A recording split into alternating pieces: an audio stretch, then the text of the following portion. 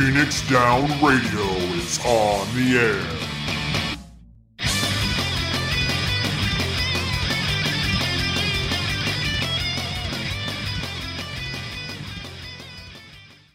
Welcome, everybody, to Phoenix Down Radio, episode number 110. I'm your host, Klauss Nightbringer. And joining me this week, we have Seyrr Timono. Seyrr, how's it going? Hey, it's going good. I see you're really into the whole holiday festivities right now. Mm-hmm. I've got my cute choir hat, I have Christmas goose, which will not be eaten, but will instead be terrible to people. You're playing Christmas mobile games on your tombstone. Yeah. Dude, holiday fests, they give away a whole bunch of stuff so that you'll get into it and then buy to roll even more. Yeah, you're not wrong. Living the dream. We also have a Taliz Marvelous. Taliz, thank you so much for joining us again. How are you? Hey, I'm doing good. Good to see everybody. Yes, and because this will be the only episode, or the last episode before Christmas, happy holidays, everybody. Happy holidays for those who celebrate, and whatever you celebrate from all of us. Yes. I mean, if we're doing the traditional 12 days starting from the 25th and going to Epiphany, then we've got like another one in us. Well, I mean, the next episode in 2 weeks will actually be still during the Starlight celebration in-game, but oh, that's right. It will be between those two evil holidays. In the morning, and that way we could have breakfast epiphanies. Okay, you make me sigh and be sad. I make you sigh and be sad. No, I'm That's not sad though. I'm laughing though. Okay, fair. Wasn't sure if that one would land. I am pleased. I knew exactly where you were going. Straight to hell. But yeah. Thank God.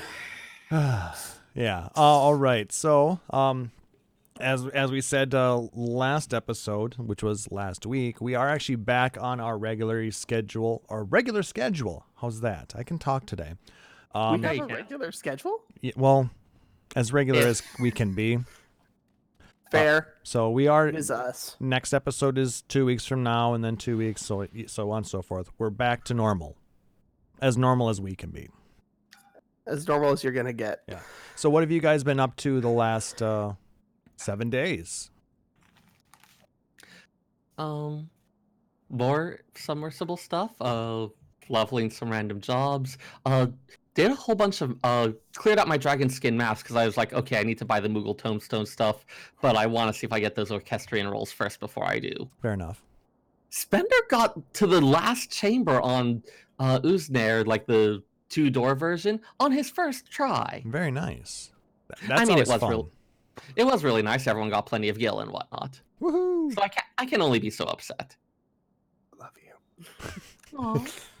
No, one of my amazing friends just walked over and put 2 slices of pizza next to me. Oh, hi, amazing friend. Thank you for feeding him. And you thought he was talking to you, Seyrr. That's what's. I love you too, Sarah, but in a very different. Yeah, I was like, okay, I'm slightly confused, but let's just roll with it. Yes. And aside from just getting pizza, what have you been up to, Taliz? Sorry, the pizza is distracting. So I decided out of sheer confusion and a moment of terrible decisions that I wanted to level Blue Mage. So an hour later, I was level 57, and I had like no skills. It was great. So now I'm trying to find all of the spells all over the world. Well, it is one of the easiest jobs to level. Holy crap. Yeah, it's super fast to level, but I mean, have you gone through some of the dungeons to get the guaranteed skills? A couple of them, yeah. They're guaranteed if you're synced. They're not guaranteed if you're unsynced. Oh, really? Yes. So just a heads up for that. That being said, how long does it take to bum rush the first boss or the mob after the first boss in Orimvale? 2.5 minutes? Yeah, most of which was waiting for your sprint. Yeah. And then you just, as soon as you're done, it clicks as soon as that monster falls and you can leave. You don't have to do the rest of the dungeon. That's true. So like, oh, it didn't work, do it again. Oh, it didn't work, do it again. It's going to be faster to just bum rush in over and over again. And I think that's what a lot of times we did. So we were doing that, but I've got a few skills, I've got some gear, and I was like, okay, this is kind of neat. I'm not a huge fan of casting classes, but this isn't too bad. And then a friend of mine was like, well, you played a caster in WoW. Like, what happened? Why did you decide to stop casting? I was like, because soloing as a mage is a nightmare. Soloing as a black mage is a nightmare. And they're like, well, you do know that Arcanist and Summoner is basically just Warlock, right? And I was like, it's what? And so I've been leveling Arcanist for a while. Because I was like, oh crap, I somehow never clicked in that in my brain. So fun fact, I unlocked... Now, mind you, I have a legacy tattoo. This is my second character that has made it all the way through Heaven's Word, and I decided to keep this one playing forward. I've got like 2.5 weeks of playtime. I've played a ton of this game. I unlocked Scholar for the very first time on Thursday. Congratulations. I managed. Part of me didn't want to unlock it just so I could always have one class in the game that I'd never unlocked. Like an ARR class that I just never unlocked. That feels overrated. At this point, yeah. So I went ahead and did that. So that's all said and done. But had a blast leveling those two. Did my weekly stuff. And then preparing for an interview next Tuesday that might change my life. So that'll be exciting. Ooh. I feel like that happens to you a lot. It does. It really does. This one is a follow-up to the one from September that I got picked 7th out of 6. Oh. Ooh. And they were like, if somebody can't buy their ticket, you can go. And I was like, well, that's super irritating. Everybody bought their tickets, which is great for them. And I'm really happy they got to go.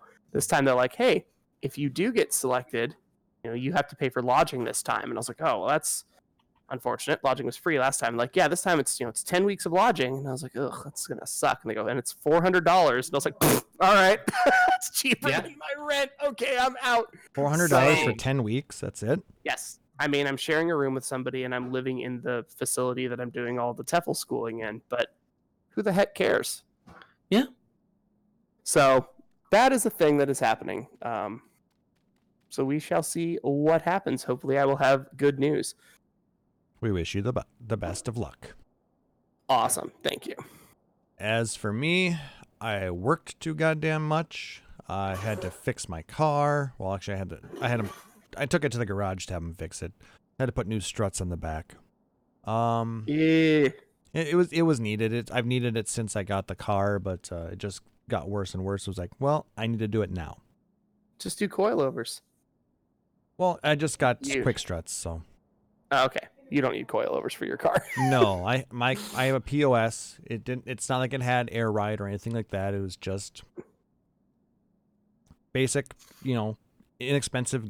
Get it back so the car's not like sagging in the back, and the ride's nice now, so we're good there. Other than that, go ahead. I was gonna say that's good. Yeah, a car that rides good is something good to have. Other than that, I finished leveling Paladin now, so that's 80. Started up on Dragoon again, and that's my last 70 job. And then I'm gonna have to start leveling up some others. Was gonna level up Blue. How about Thaumaturge? No. Anyway. We tried. Was gonna level up Blue, but I was trying to grab the quest. I was like, well, I haven't beaten Azul Magia yet, so I'm gonna hold off on that. You got to 50, and now that it's not optional, you have to do it. Yep. But so, how did you get past 50? Then have you beaten Azul Magia? You can level to 60, dude. Oh, you can. Yeah, you just can't do that other bonus content. Oh, you can't do any of the other content. Gotcha. You can level all the way to 60. I think I'm 58, might be 60 already. All right. You could go from 1 to 60, just water cannoning everything and doing nothing else. So what fun is that? You need to at least do throw herring. Yep. Throw a fish. Okay, but the game doesn't require that. That's just like basic human decency. That is the best way to power level because it's an instant cast. And it's just fun to see a fish fly out of your mouth. I love all the art that you see of like Quistis using bad breath and stuff, and you're just like, ugh, I didn't want to think about that. Blue mages are kind of gross, but they're also fun. But other than that, that's been what I've been up to. If you guys want to share what you guys have been up to, you can always hit us up on Twitter at PHXDN Radio. You can email us podcast@phoenixradio.com, or you can hit us up on our Discord server, which you can find out at our website, phoenixradio.com. All right, so let's talk a little bit of game and community news. So who caught the Game Awards this week? I saw bits and pieces of them. By which I mean I mostly watched the bit with the Muppets and the goose. Oh my God, that was hilarious. The Muppets was good. Yes, that was a very good part. There were a lot of other parts that were not so good. So yeah. Like what, Klauss? Well, Final Fantasy was represented at the Game Awards. Like for instance, there was a brand new Final Fantasy VII remake trailer, and that was actually pretty good. It was really, really, really good. I saw it. I tweeted at John. I was like, that was really cool. He's like, I know. I loved that scene. Yeah. And Final Fantasy XIV was up for 3 awards. Best Community Support, Best Role-Playing Game, and Best Ongoing Game. They didn't win any of them. Nope.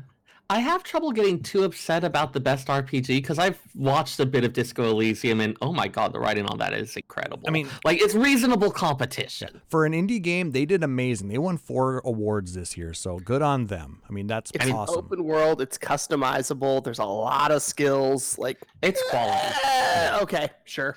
I'll give you that. And the way that you interact with it, all the various skills being like the voices in your head. Like, okay, there's some brilliant framing in this. Plus the Whereas 14 is like, well, is it 14 or Realm Reborn or is it Heavensward or is it Shadowbringers? I'm assuming they meant Shadowbringers, but I wish they would have made that distinction. Specified it, yeah. Because if it's Shadowbringers versus Disco, okay, I see where we're at. It'd be closer, Hard maybe. call for some of them. And then we, for best community supports, we lost out to Destiny 2. What does best community support even mean, anyway? The community reps, how they handle issues, the openness of for changes. So it's the best support being given to the community. Correct. Got it. You know, it'd be like like the community reps here, the support teams. You know, they had just done that trial on Facebook and Twitter for SE support here in NA at least. Right. You know, that kind of thing. But Taliz was saying that the Destiny 2 team is actually pretty good. The D2 team is amazing. They're very much on top of it. They're there because they love the game. The work environment and the community within the Bungie studio is extremely positive from all of my friends that have worked there. So noting that I am biased from friends that have worked there and people in the community team being people that were on my teams at Nintendo, they do a lot of really good work. And they put a lot of effort in. Where if you look at the 14 community, you see Denmo, Fusion, guys like us. Well, no, that's not what they're talking about. Exactly. Can I finish the sentence, though? Sorry. So when you look at Final Fantasy XIV, you're seeing the content creators that are us. When you look for Destiny 2, you realize that, oh, this content creator that's posting silly memes is actually a product designer, is actually a writer, is actually an audio engineer, and they work for Bungie. So their community support isn't just 3 or 4 people that do a lot, it's the entire company doing stuff. And I do remember, like, there were several times where we talked to folks of the community, like when we had, totally blanking on her name, not Dancing Fighter, Shannon, where there's they love to talk about stuff, but then there's things that they're kind of have their hands tied on being able to talk or interact about. Mm-hmm. And it feels like Square Enix maybe keeps a little bit of a tighter leash than Bungie does. But I mean, sure. The fact that 14 has so many live letters and they do so many panels at these different events. I mean, I mean, they got nominated. They're doing something right here. So I mean, like I said, it's a toss up. I mean, we're probably very, very biased for 14. So yeah, a little bit, yeah. But the one that actually got a lot of people upset, not just us. They were also nominated for Best Ongoing Game, and that went to Fortnite. That one was, yeah. Now get There's this. been a massive drop off in the number of people playing it at the library. I can tell you that much. Now here's the biggest thing that is just irks me. During the Game Awards, they announced there was going to be a special event today in Fortnite where they were going to show off a new clip for the last Star Wars movie, and that anybody who's in the game is going to be able to get some free items, some really cool stuff that's Star Wars themed, and yada yada yada. Well, most of the people couldn't get in the game. Got it hammered. It was absolutely insane. Now, So when the people that I was seeing bitching were not like 14 players being like, "Oh no, we got snubbed," and not Fortnite players being like, "Our game was good. What's going on?" It was that gray area of everybody else going, yeah, "Fortnite won anything?" yeah. It was very, very strange. Yeah, people. There was a lot of people, not just 14, that were like, "What the heck's going on here?" I do wonder what criteria they use for the voting or the judgments or things like that.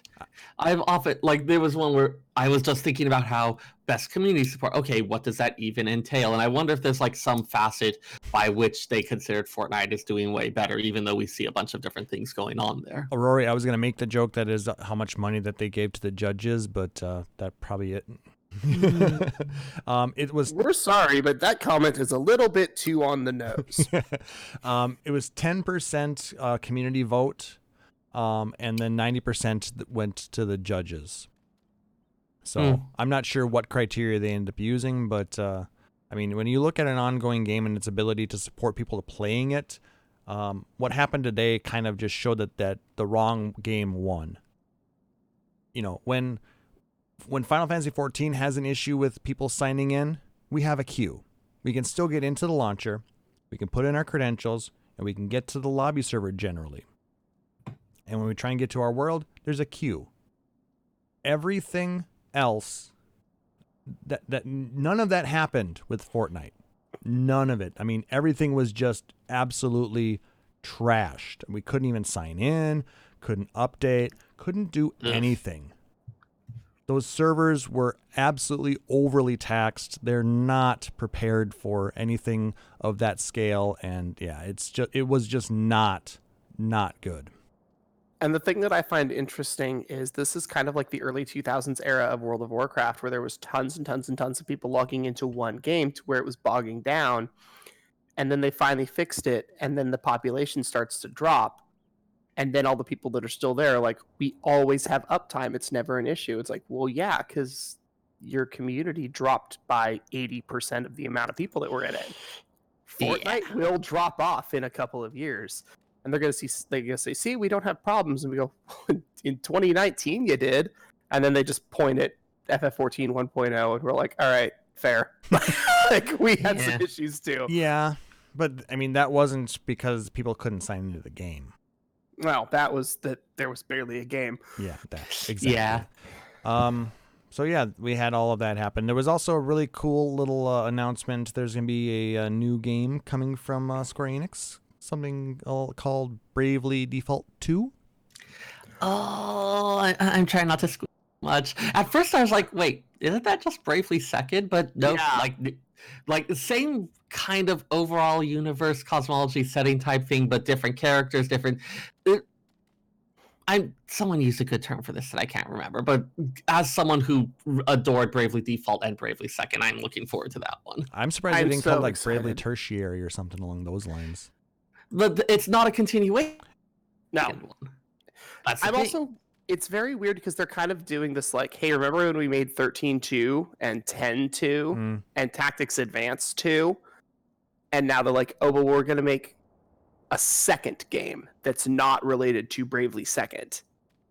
It's Bravely Default 2. It's like a new step towards a new branch of games or something.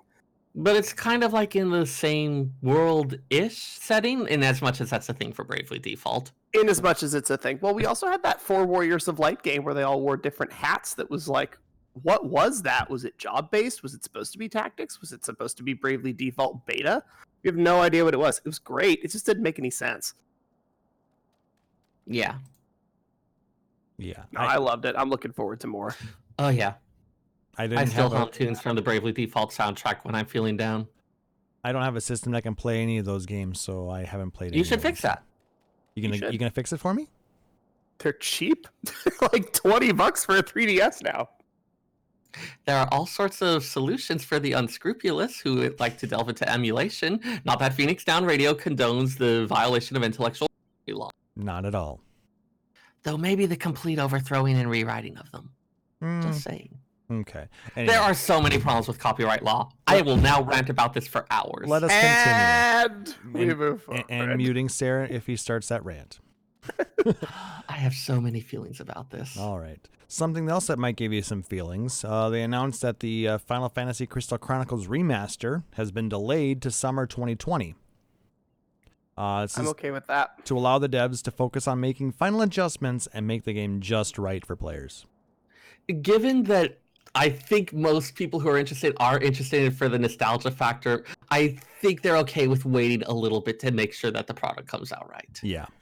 How long did we wait for the 7 remake? Were we even expecting the remakes for 8 and 12? I'm super fine with waiting until summer. Besides, Crystal Chronicles is awesome, and the only reason it was a nightmare is that it took 4 people 12 hours and 4 Game Boy Advances and a bunch of cables just to carry a bucket. It was really difficult. Woohoo. Hopefully this remake adjusts some of those issues. While still having plenty of Crumhorn.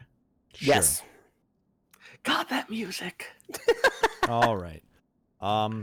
They recently announced a free login campaign for Final Fantasy XIV. From now until January 14th, anybody who has not subscribed to the game for, I believe, at least 30 days will get up to 120 hours of playtime starting from their initial logon. So if you haven't played in a while, just put aside time where you know that you're going to need to update the game. The updates can be pretty big. It's not going to lie. You have to get all of 5.15. And if you haven't played since pre-July, Yeah. you're going to be in there for a minute. Hope you have good, fast internet. But your time starts then. Like I said, don't just download it and say, yeah, I'll come play it later in the week, because your time will have counted down and you probably won't have much, if any at all, left. Yep. So it's not how many hours you can play actually in the game. It counts down from when you start the first sign-in. 120 hours later, you're done. Yeah, I'm guessing they didn't want to have to worry about people trying to game the system and count every exact moment and things like that. Yeah, because, I mean, if you did it right, I mean, you could never have to pay for a sub. You know, like, Theoretically, someone would math it out and make it happen. Not me. I now, don't would wanna. they be able to keep their house? Yeah, they should even still be able to do that. Anyway, I'm just hoping that they never go with the AOL style plan for subscription or anything like that. So, What's your email address? Different every month. That's what it is. all right. And then we talked about it a little bit earlier, but Starlight Celebration is starting on the 18th, and that runs through New Year's Eve. The quest will start in Gridania at the amphitheater as usual. And this year, the items we will be getting are a Saintly Chocobo Barding, Starlight to Chocobo Orchestrion Roll. I love those holiday themed orchestrion rolls like that. The holiday remixes of the songs that we love. Yeah, especially Absolutely. the Chocobo theme, probably one of my favorites all time. I'll agree with that. The choir concert advertisement wall poster. It's the same one that we had for last year or 2 years ago's. Wasn't it when we did the whole singing thing? That was Yeah. last year. Okay. A Starlight Roll cake housing item, and probably the cutest thing, a Starlight Gobu wreath wall hanging. Oh, that thing is adorable. So I looked at this, and I have a quick question. Mm-hmm. Yeah. Barding, orchestrion roll, housing. Are we not getting costume this year? No. I don't think so. Based on what I saw of like who's starting, a couple other things mentioned, it sounds like we're going to be having another round with the choir. I'd be okay. I like doing 2 years in a row where like we have the follow up from the last year, but like I don't want to do the 3 vocal girls again for the summer for the Little Ladies Day event. Like we've done that. We can move on. Posing Rangers, we've done that. We can move on. 2 years is about right. We only had the Posing Rangers for 1 year. We had them twice. They showed back up the second year. No, they didn't. They might have like made a side appearance, but they weren't the focus. Yeah, they were never available as a reward 2 years in a row. Oh, well. And it came up on the Mog station the year later, I believe. Okay. Yep. Yeah, they've done the Eorzean Ninja Warrior thing for the past couple years. Yeah, that can go away. What, you don't like the jumping puzzles? Fucking hate them. I know some people, so I think they just try to provide a mix of stuff. You're not gonna love every single thing that they do. No, absolutely not. And I'm glad that they're willing to be like, here's a thing that not everybody's gonna like, but that's okay because there's 6 other holidays that we hit. I wish they would bring back the Moonfire Fair games where you actually had to ride on an Elbst and put out bombs. Oh yeah, they had like the one where you're firing a cannon or things like that. Yeah, those they haven't brought back, and I wish they would. Well, we'll see what we get next, Moonfire Fair. Aurora doesn't like jumping puzzles either, Taliz, so you're not alone. I know, it's great. I may have climbed Kugane Tower and done that final jump twice. Ugh. The second time was to get into position to raise some friends onto it. No. When you could do it. You technically still can. Those things that kill you, the Blue Mage ones, still kill you. I thought they only brought you to 1 HP. Nope, they still kill you. But they give you a 6-minute debuff that prevents you from using them again. Hang on, I got this. Whee! God damn it, Seyrr. I'll be right back. I could have just rezzed you, you crazy bastard. Meh. This is why you got to come to the show live, folks. Because I might just detonate myself for no apparent reason. Seyrr's dying to have you join us. Oh. That was awful, and you know it. I know. That's why I did it. Good lord. Feel shame, Klauss. Feel shame. Not even the slightest. Now that's awful, Taliz. It's fine. Hang on, I got this. Let me guess, you don't have any gear for your caster there or your healer? So I'm not at home, so I don't have any of my gear sets. So you have to manually equip. So I had to manually equip it. Just hit the button that says best gear and hit OK. Boring. So you're gonna make everybody sit in and look uncomfortably at a half-naked potato? Well, it does a reverse striptease. Naked potatoes are great. Yeah. Chili would say he likes jacketed potatoes better. It's true. And there we go. And I guess I'm the only one alive now. That's okay. I'm back. All right. So, last night, for those of you guys joining us live here at twitch.tv/PhoenixDownRadio, or it would be on Friday, the 13th of December, for those of you listening on the podcast, we had a 14-hour broadcast from the Final Fantasy XIV dev team. I still can't figure out what the hell that costume was supposed to be. It was a Sin Eater. Oh. Obvious in retrospect, and yet it just generated so many memes. Yes. Yeah. It was hilarious. If you guys didn't get a chance to tune in, the head of the community team, FoxClon, he put together an interesting representation of a Sin Eater. So it was pretty. Hey, it was pretty fun. Thanks for being game and trying stuff. No, absolutely. I was like, "Who is that? What are they doing?" And then I got the joke, and I'm like, "Oh." Because it was all in Japanese, mind you, and I don't speak a lick. I still need the subtitles when I watch my anime. But Yoshida's reaction to it was priceless. It was pretty good. But so yeah, we had that. They announced that Final Fantasy XIV has now surpassed 18 million registered accounts. which was pretty amazing. We actually did get a little bit of clarification on what they mean by a registered account. It's somebody who has made a character and subbed at least once. So it's somebody who actually did pay for the game and pay to play with a subscription. That was something I was curious about. Like, does it mean that, like, are we counting all of the Gil sellers? Because I know they've got a shitload of accounts too. It does not. It appears to not account free trials at all. Dang. So that's pretty good. All right. I mean that's solid. So we've got that, and I watched the first hour and I was like, I'm getting tired. This was at 9:00 my time, so the live letter started at 10:30, and it's like, oof, that's really late. It's not, but it's late enough. It had been a very long week, and it's like, you know what?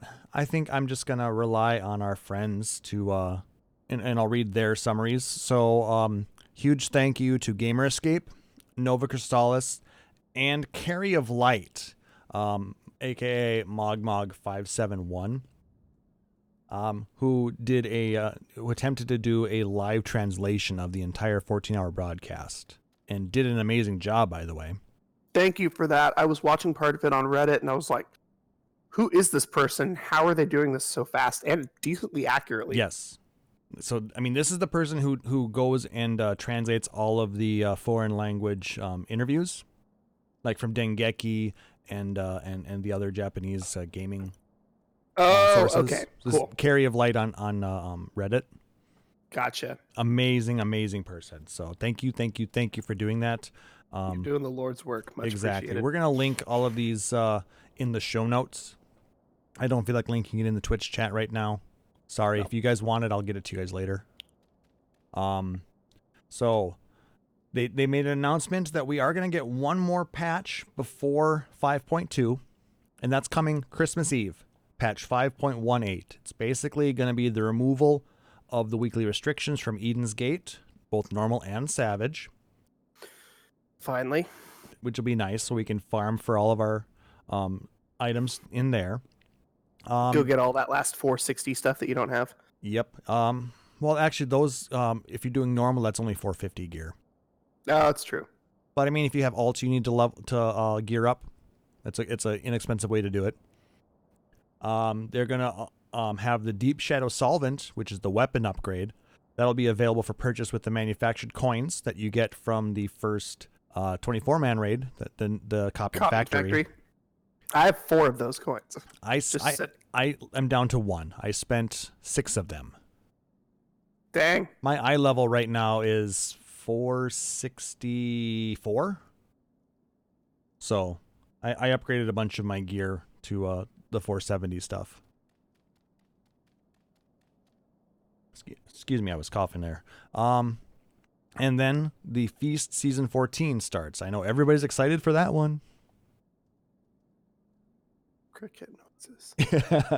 Yep, I left that in there on purpose. Anyway, so that's what we get on Christmas Eve. So we kind of get a little bit of a present.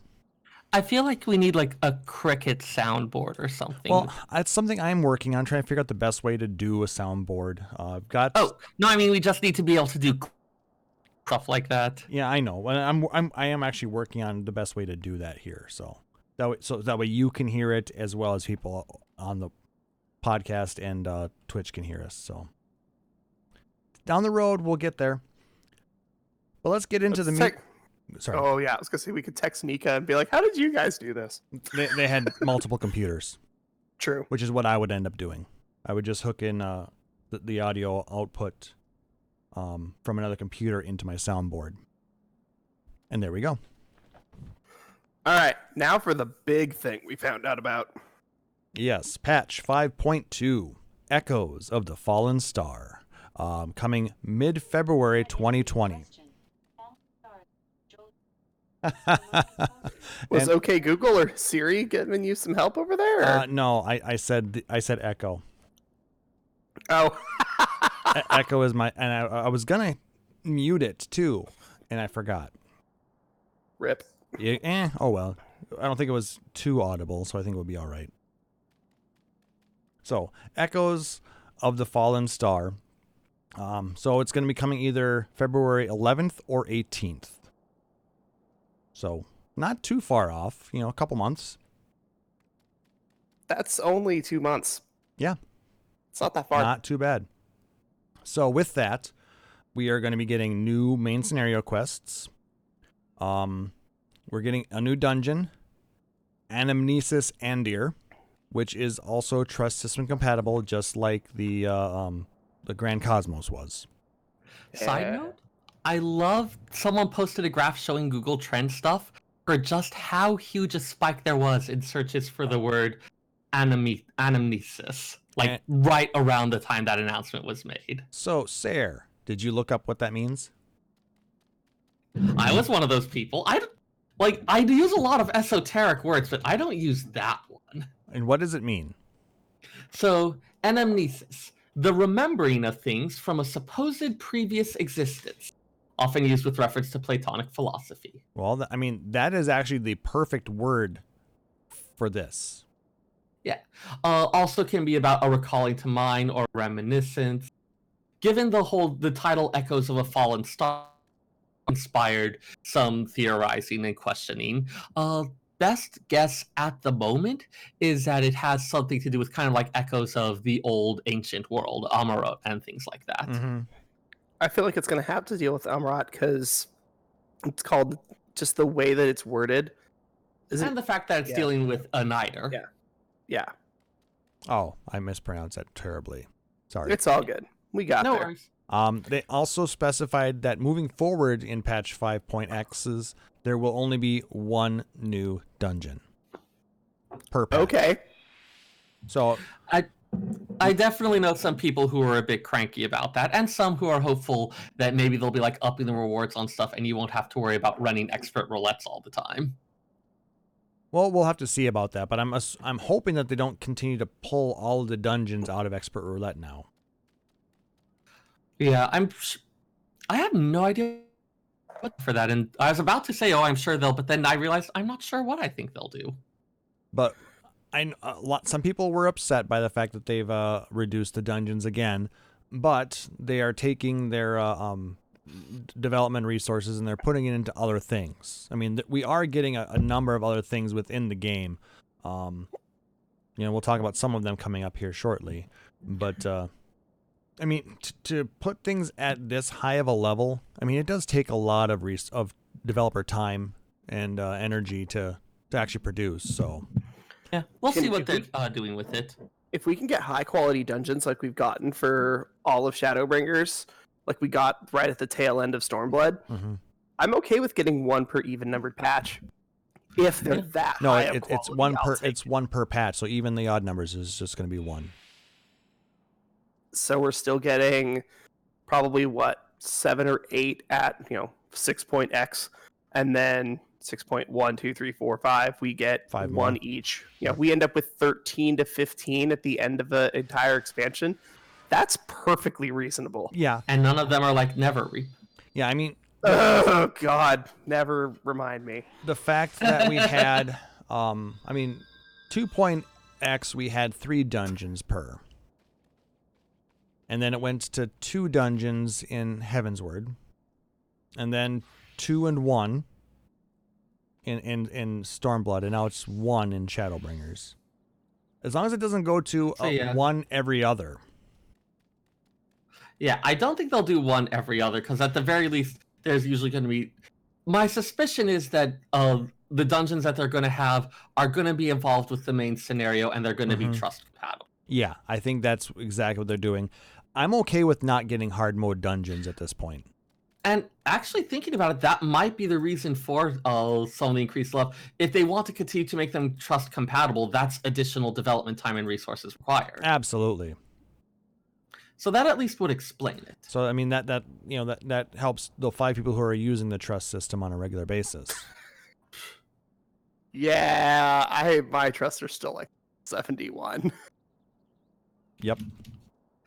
Oh, since it was mentioned in the chat, Ian Show mentioned thinking that it might be the 13th shard, and that's another thought that's floating around, because there's questions about what's going on with the 13th shard, the fact that elements of it are showing up in the Eden raid series. So although at the very least this relating to something with the world of the ancients and stuff of it coming forward is at least my preferred theory, the 13th, something relating to the 13th, is another one that's very popular right now. And right now we just don't have a lot to go on, so everyone's just kind of theorizing. And speaking of the Eden raid, we're getting a new tier to it. We're getting Eden's Verse, both normal and savage. They showed off some concept art. Yeah.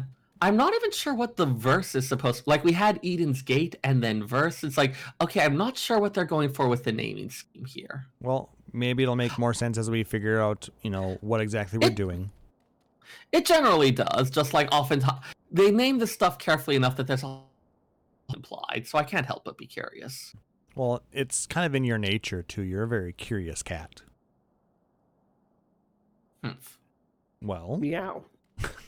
Anyways, the art they showed off looked very much like the Thunder Plains from FF10. Oh God, don't make me go back. Similar to what Ian was talking about it last week when the big active time event that they had at the dance up at KupoCon.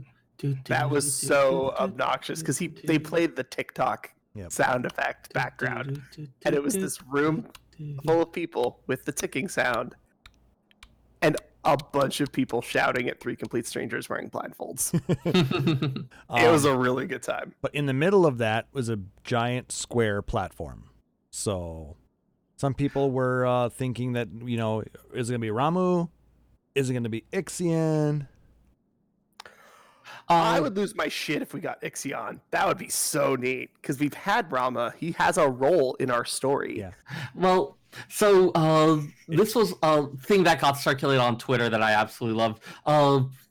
Someone was doing a live translation of it, and how did it go? Yoshi P said, "If it's Rama, what do players recall? How would you answer? What is Rama?" Chat said, "Picking up balls." Yoshi. See, that's why you get weird primals. And he's not wrong. Because, yes, we would get very... What do you remember about Rama?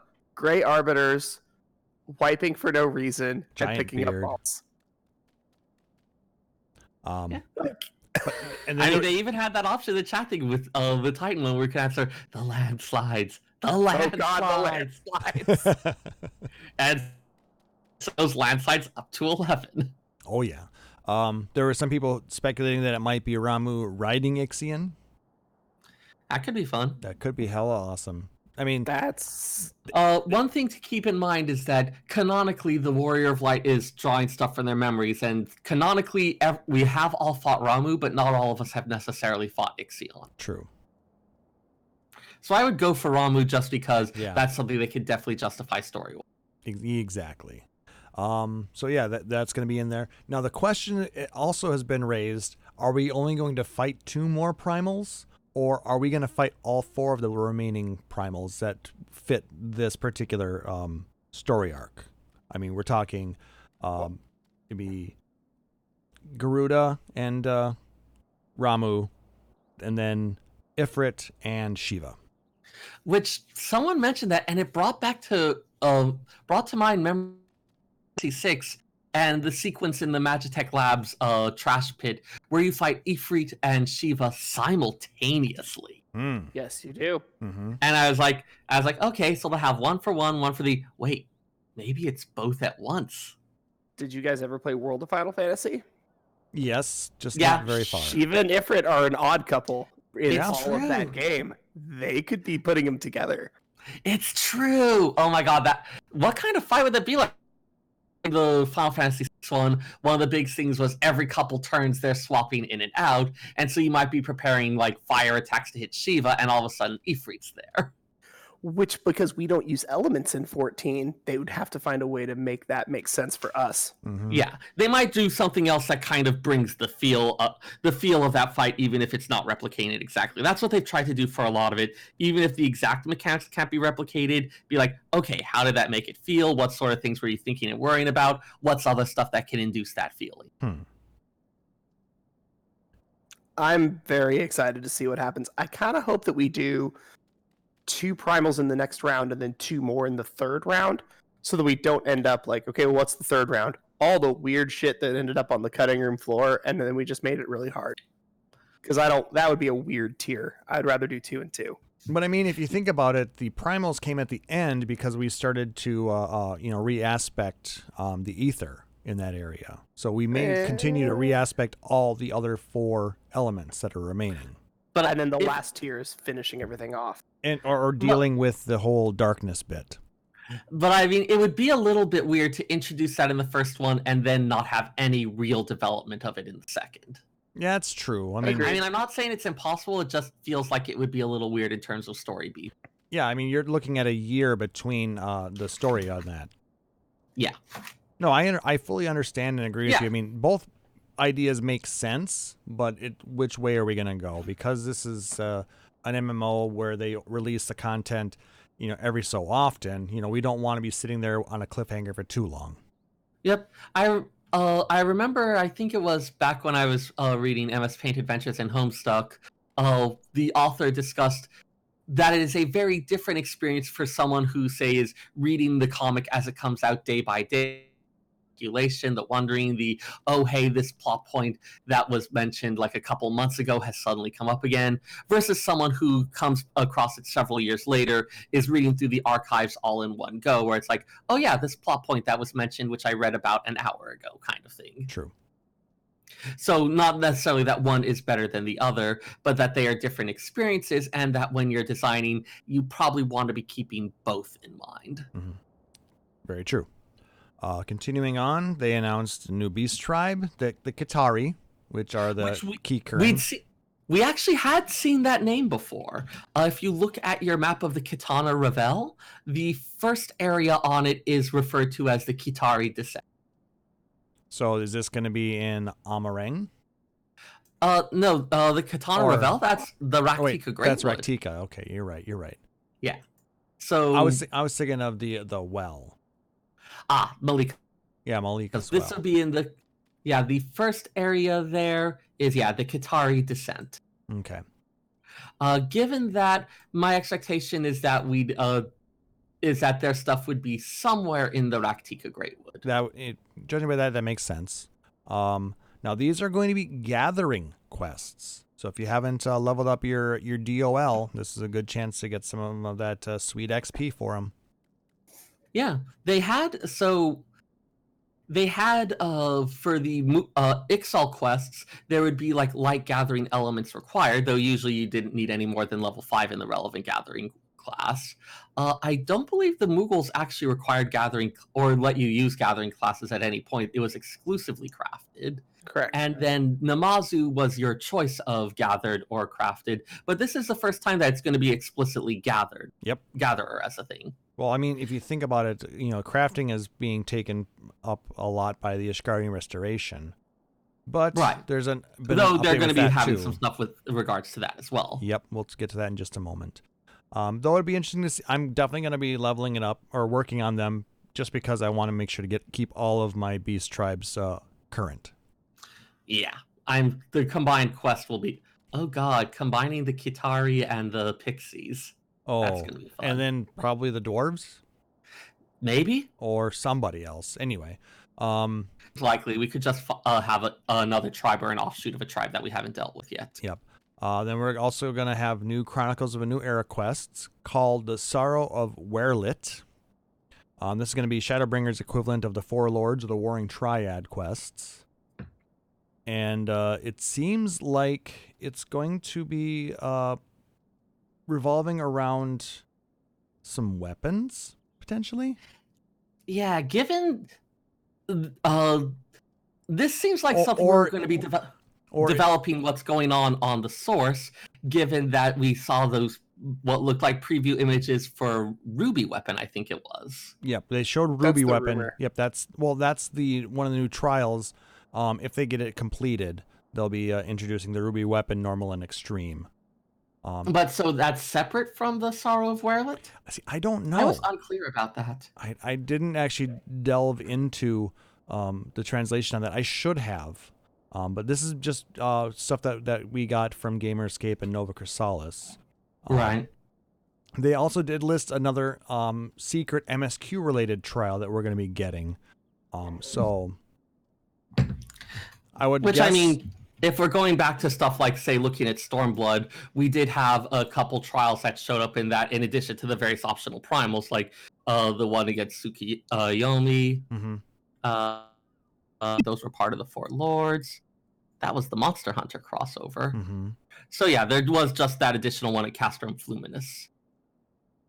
So having a trial instead of a dungeon, because I was thinking about are all the dungeons that they introduced going to be MSQ dungeons? But it's possible that they do a side dungeon and the MSQ thing is a trial.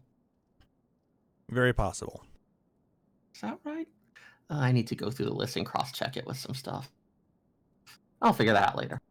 And then they're also going to be basically introducing the new Relic series, though it's going to be for upgradable equipment, meaning that we hopefully will have some upgradable body armor as well, similar to, or hopefully better than we got in Eureka. Sorry, I was blanking on the name. Yeah. Now that one's going to focus around the Bosja Citadel, so it's going to tie in. Are those of you who have been leveling up your Gunbreaker will have seen some mention of that, some reference made to that. This was the Citadel where Sid's father, Midas, lost his life in a tragic misfire of Dalamud that obliterated the entire Citadel. The Hrothgar looked to have been picking through and rebuilding in the ruins, but this is going to be something that it sounds like will be taking us a bit further towards Garlemald's doorstep, the Citadel being on the Ilsabardian continent. Yep. So our relic is going to be on the source instead of on the first. Yep. So it looks like they're not going to have it be an exclusively Norvrant focused expansion. Which is good. Yeah. The story is developing in both locations. We do have the stuff that's been going on. Having the stuff with the weapons, given what we saw of what the Garleans had already produced, it seems apparent that this is a situation we're going to have to get involved in. Now, I've heard rumors circulating through the different translations that this actually may be the end of the storyline for the first. That I'm not sure of. I know there was an interview saying that they're expecting to by the end of this expansion or with 6.0 have that be the end of the Zodiark Hydaelyn storyline. Yeah. Well, I mean, so at that point we'd want to start expanding into other stories that can be told. But I haven't seen anything especially confirmed about whether we're going to be done with the first or not. As I was digging through some of the translations, that's where I was seeing some of that mentioned. Like I said, it's all speculative. Nothing that we've gotten has been officially translated. So, from a mechanics perspective, it might be a little tricky, just because with our current set of trusts available, if we're leaving the first not having Reen available, this doesn't mean it's impossible. This doesn't even happen. It's more of this is a issue they would need to find a reasonable solution for. Yeah, so I would want to keep an eye towards groundwork are they laying towards that solution. Though, if you remember, at least when you're going through the dungeons the first time, not everybody's available to be played in each of the dungeons. Yeah. So there is that. And then there's going to be various job adjustments. They specifically mentioned Red Mage. Nothing said about it, but they're going to be making some changes. And, of course, PvP updates. Yay. Again, crickets, but I'm glad that they continue to upgrade it so that the people that are enjoying it get more content for them. Yeah. Yep. I'll talk a bit about this one since it's one I focus a lot on. They talked a bit about the updates for Ishgardian Restoration. Talked a little bit about some of the ideas behind it, that they expect it to be something that's going to be taking place over multiple patches. This is something that's kind of like for the long haul. As part of the upcoming next set, they're going to be implementing previously discussed changes to the Diadem. It's now going to be a location exclusively for gathering. Towards that end, you'll only need to be level 10 in a Disciple of the Land, and you'll no longer need those mission cerulean tanks in order to take a voyage to the diadem. Instead, you'll be heading there from the firmament. Correct. You'll be gathering items that'll be used in the restoration of Ishgard, and so you'll be earning Skybuilder scripts as a part of that. But the general idea follows moving from island to island, gathering stuff as you go. Hopefully not following tracks. Yeah. They did not going to need to worry about fighting or being attacked by enemies. That you'll gather experience as well as items, so this will be an opportunity to level up those gathering classes if you haven't already. Similar to what they did with the crafters in the first bit of the firmament. Yeah, it really seems like they want to provide people an opportunity to start catching up those crafters and gatherers, make it something where, because if you go long enough, it starts to become something where the barriers to entry become it's bad for an economy. Yeah. I mean, this patch, they're really doubling down on the gatherers.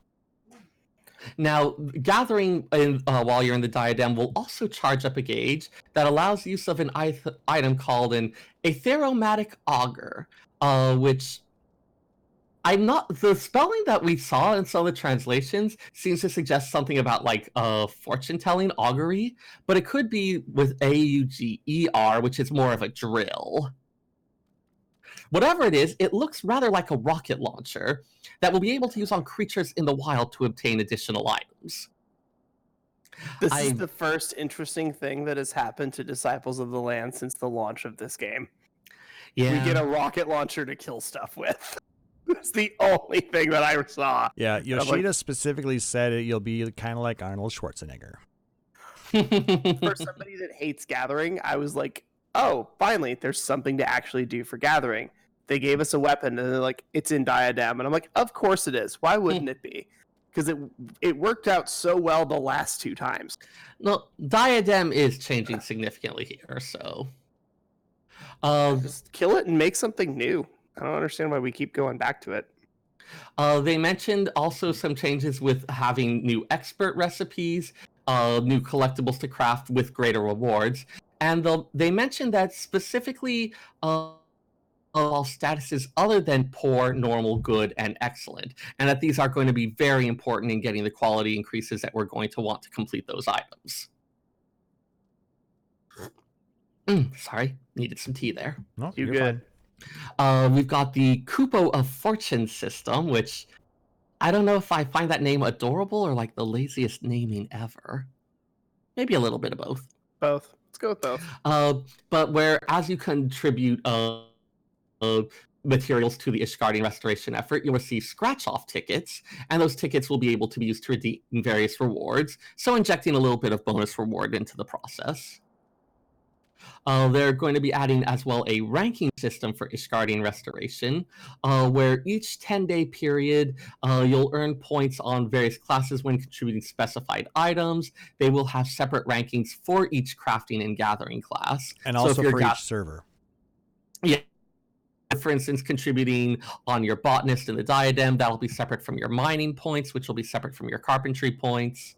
The results for each 10-day period will be announced on the lodestone, and you'll receive special titles for the top ranked crafters and gatherers, but there will be other achievements and rewards based on your contributions. So even if you're not dedicated or insane enough to snag those top spots, it sounds like there'll still be some rewards for you. 10 days seems like an odd period. Yeah. I'm not sure why they chose that specifically instead of a week. Maybe they want to have it where, like, if there are people who have different days, different points in the week that end up being oh, hey, there's 2 Wednesdays in this. Wednesdays are my really good days, so I can shine this week. Something like that. I don't know. So the people that are, because like I know for a couple weeks there over the summer, I was logging in on Tuesday, and that was it.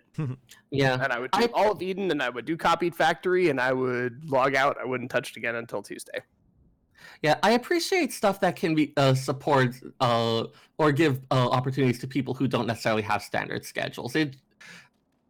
Given how historically a lot of the MMOs expected like this full-time dedication, being able to recognize that we are adults with adult schedules and may need different things, and attempting to provide stuff for different ones, I have no idea if that's the reason. That's just something that it enables, and I like that.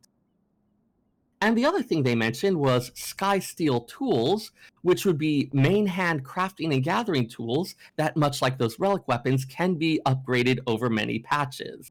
So it looks like we're expanding our relic type quest lines to our crafters and gatherers, which, as someone who likes upgrading weapons, I am so down for this. I wonder how different it'll be from like the Supra and the Lucis tools we had. So I mean, sorry. Because I mean, really, that was very a similar. You know, it was a relic upgrade type system where we had a specific main hand that we had, and then we would go through a series of quests, mainly crafting and gathering different items specifically for those jobs, turning them in, and yeah. But I don't know. I mean, it wasn't like the other relics where it's like, okay, you improve its stats a bit, or you select this direction or things for it. It was mostly just, okay, gather enough materials, okay, you get your next stage up. And there weren't very many stages for it either. There were 4, weren't there? Your basic one, your Supra, and your Lucis. I thought there was a one before the Supra. Let me check that. So we got Kurt. So Kurt a Lagon into a Supra, which then gets turned into a Lucis. Okay. For some reason, I thought there was 4 stages. Nope. Might be thinking of something else, but... And that one the first one mostly involved one item that you crafted, and then one that you could only get through desynthing, but it was desynthing that very much favored certain classes, and it was something that annoyed me a lot. As someone who had picked a non-standard set of desynths, I was like, why didn't you pick goldsmithing? Because I didn't want everything to be goldsmithing. Anyways, that was the ways back. I'm guessing it's going to be a little more in-depth. Yeah, we'll see. Than those ones. All right, cool. Then they had some other crafting and gathering updates. There's going to be new crafting system updates. They're going to adjust the actions. You know, the changes we got with 5.1 were not final changes by any means. They're going to continue to adjust to make sure that everything is balanced and working well.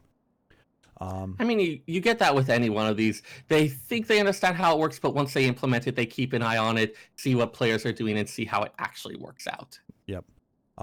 They're working on a new feature to estimate the effects of a next action, almost like a calculator, you know, so you can kind of gauge out what your steps would be if you were to perform them in-game versus having to use an out-of-game calculator for your crafting.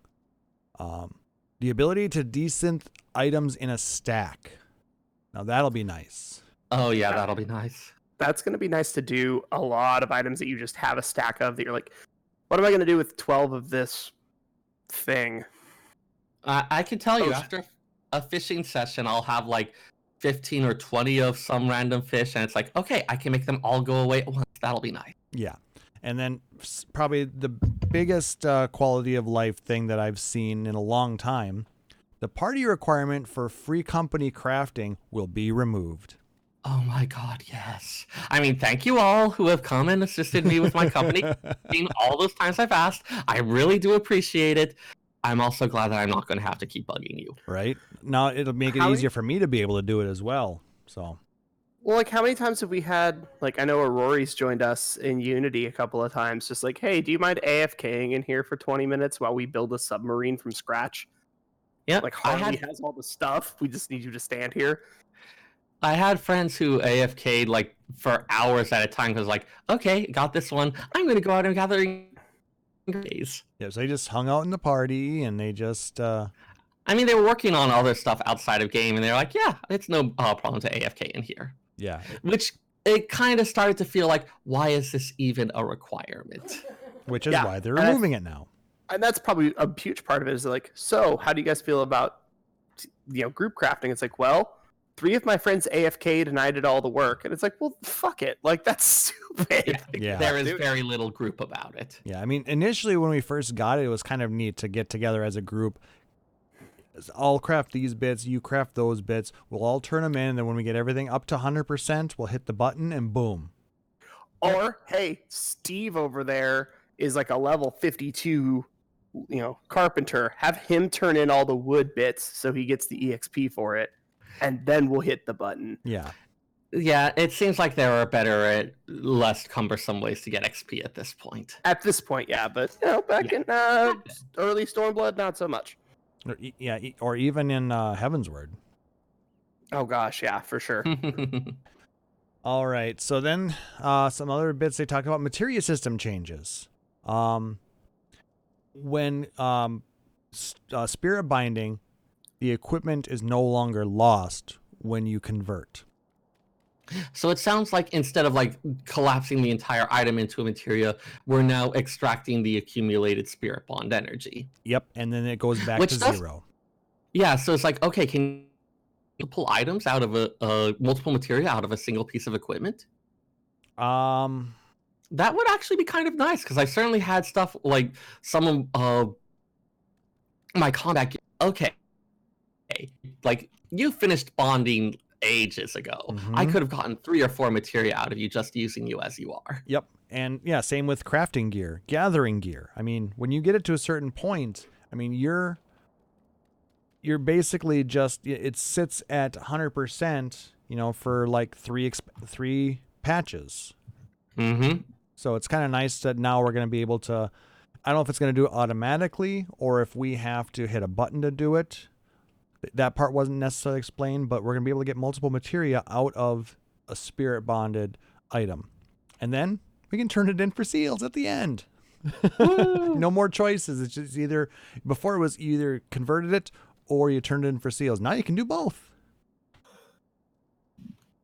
I was actually really happy to have that, because most of the time I was like, oh cool, this is fully spirit bonded and it's 12 levels lower than me. I guess I can get rid of this item and get a materia I can use.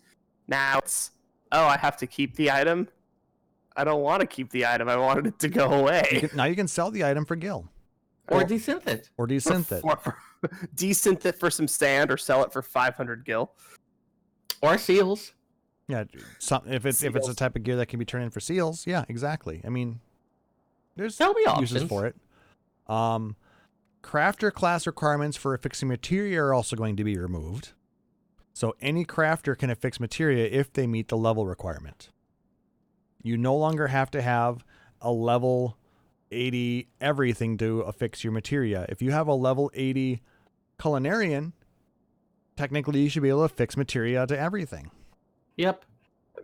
That's just like a minor this translates to I'm never leveling my crafters again.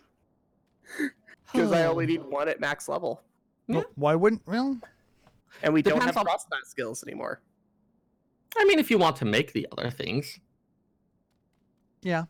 I mean, if you want to be able to make your own gear or make gear for friends or whatever else is out build the there. entirety of a submersible by yourself. Mm-hmm. Yeah. Or you just hire Seyrr. Yeah, when you build your own submersible, you don't have to worry about no damn OSHA checks. Also, what are they going to do? You punched Ifrit in the face a couple of hours ago. It's going to be fine. Yeah. Relatedly, who wants to go down to crushing ocean depths in my definitely safe submarine? Definitely Come on. Crickets. Speaking of the ocean and things that you can do in the ocean, fishing updates. Woo! The required level for patience, precision hook set, and powerful hook set will be lowered. So you're going to get them earlier. Yeah. Given the pretty much this makes it easier to start doing some of those high quality catching that you need for various quests. I don't think, what level does patience show up at right now? 50 something. Hang on, let me equip a fishing rod. Let's see. Patience is at level 51. So given that rowiness collectibles don't start until that point, the biggest thing I could see it impacting is stuff that is in mooch chains before then, or if you're trying to get stuff for quest fish, where you may need a high quality. So it's a minor quality of life thing, but a nice one. Yep. Another quality of life thing that's really nice to see, the fish tug animations will be made easier to distinguish. Whatevs. Real fishers distinguish it by sound. That's true. Yeah, that's probably fine. No one else needs to be broken like I've been broken. Well, I mean, I think we've both been there. Though I have 7 blanks in my fish guide. Though, like no one needs to be broken like I've been broken. I didn't say I've done it recently. An all-purpose lure will be added, which is going to be kind of like a relic for the fishermen, but not too hard to get. I thought we already had an all-purpose lure. So they've got the saltwater and freshwater bollies, which work for saltwater and freshwater respectively, but that still doesn't cover things like dune fishing or salt fishing or athero fishing, because apparently we think it's a good idea to throw our line into an atherochemical spill. Or volcano fishing. Hey. Hell fishing, thank you. Well, you're fishing in a volcano. You're not actually fishing in hell. To a lot of the denizens of the land, there is very little meaningful difference. I mean, just because you've been broken. Anyway. I mean, technically, I no longer because I have caught every single of it. That's your own fault. That's why you wait until they come out with things like this. Anyway, they're also bringing up ocean fishing. Oh my god, who had flashbacks to the Selbina Mora ferry? I'm hoping it's going to be something like that, honestly. I want to fish up mobs. It'd be hilarious. Given that it's Fisher exclusive, I'm guessing that there will not be need for combat class. Yeah, I know, but it would still be awesome. I mean, I heard people talking about that they wanted to be able to fish up the sea horror and Dude, stuff like that. A friend of mine soloed the sea horror on Dragoon back in the day. That's hardcore. Yeah, at level 70, 75. It was below 75. I forget exactly what level she was. I can ask her. Well, I want to say that was a level 60 mob ish, somewhere in there. Oh, hang on. I found the thing from the YouTube video that she posted. Oh my god, 2007. That's only 12 years ago. Call a thing. None of this says what level she is. Well, the cap at that point was still 75, so. But I don't think she was at cap. Pre-2-hour update, pre-damage update. And anyway, so it's Fisher exclusive. Yes. You'll be able to board a ship at specified times to enjoy fishing on the high seas. Oh, I found it. FFXIV Clopedia's talk page had a thing about it. She was level 67 at the time. Okay. That's a mess. Oh, so she was what, the first one to solo it? I'm not sure if she was the first one, but it was pre-2-hander update and pre-2-hour update for Dragoon. Okay. And if you meet certain conditions while you are fishing, you will grant everybody on board the chance of getting a big haul. Whatever that means. I'm guessing that means like being able to catch unusual fish or larger fish, or, well, given that there's probably going to be entirely new types of fish available for this and that they're having those gatherer updates, maybe this is a way that fishers can contribute to that restoration as well. We'll see. Depends on where these different voyages will be taking place. Is this going to be happening on the first? Is this going to be source exclusive? Are there going to be multiple locations this can be done? I would guess it's going to be on the source, just because the Flood of Light really screwed up the. That's why Still Tide is called Still Tide, because the tides are still. I mean, there's still. Does no one else talk to all the NPCs repeatedly?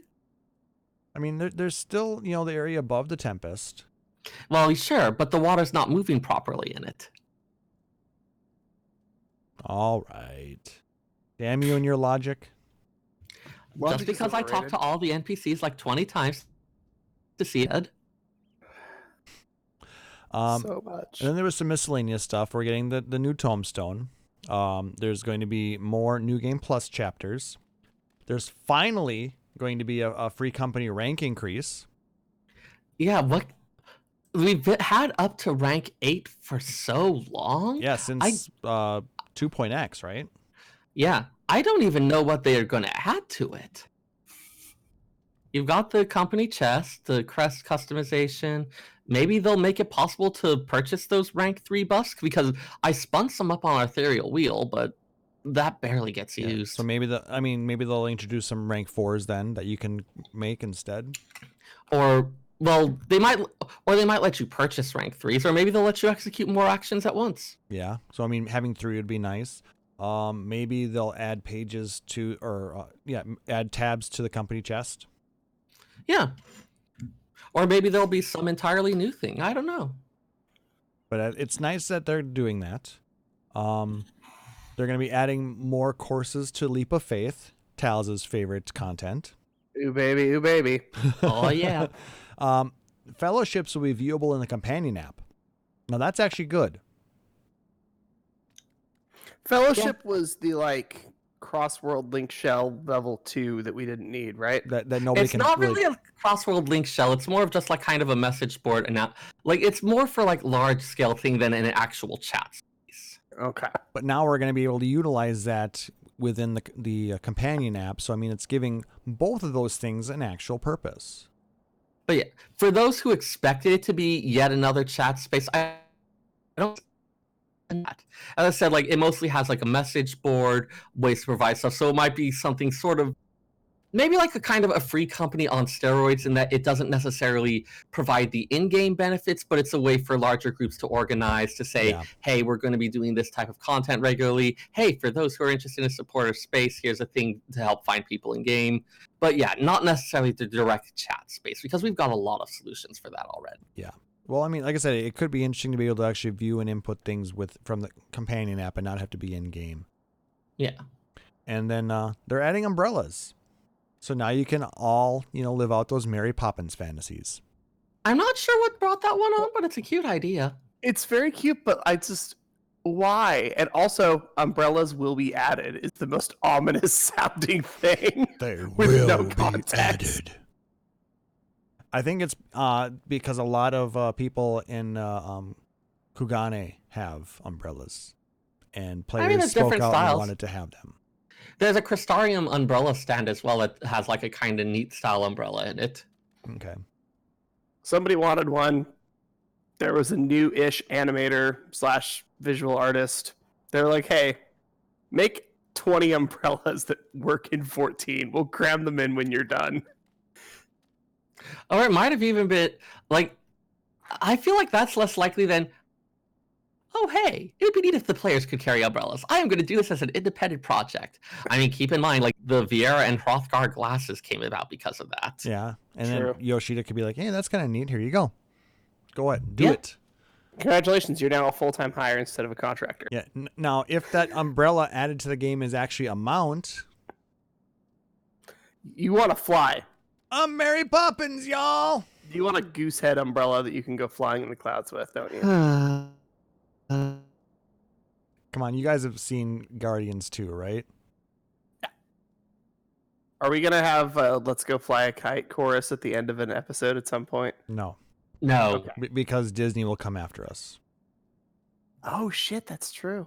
Yeah, that's Do true. not mess with them. Also, they mentioned that the 2B butt nerf was unintentional. And they're going to be... This was the best thing. Yeah. I can't believe that we have, as a community, spent so much time worried about our characters' butts.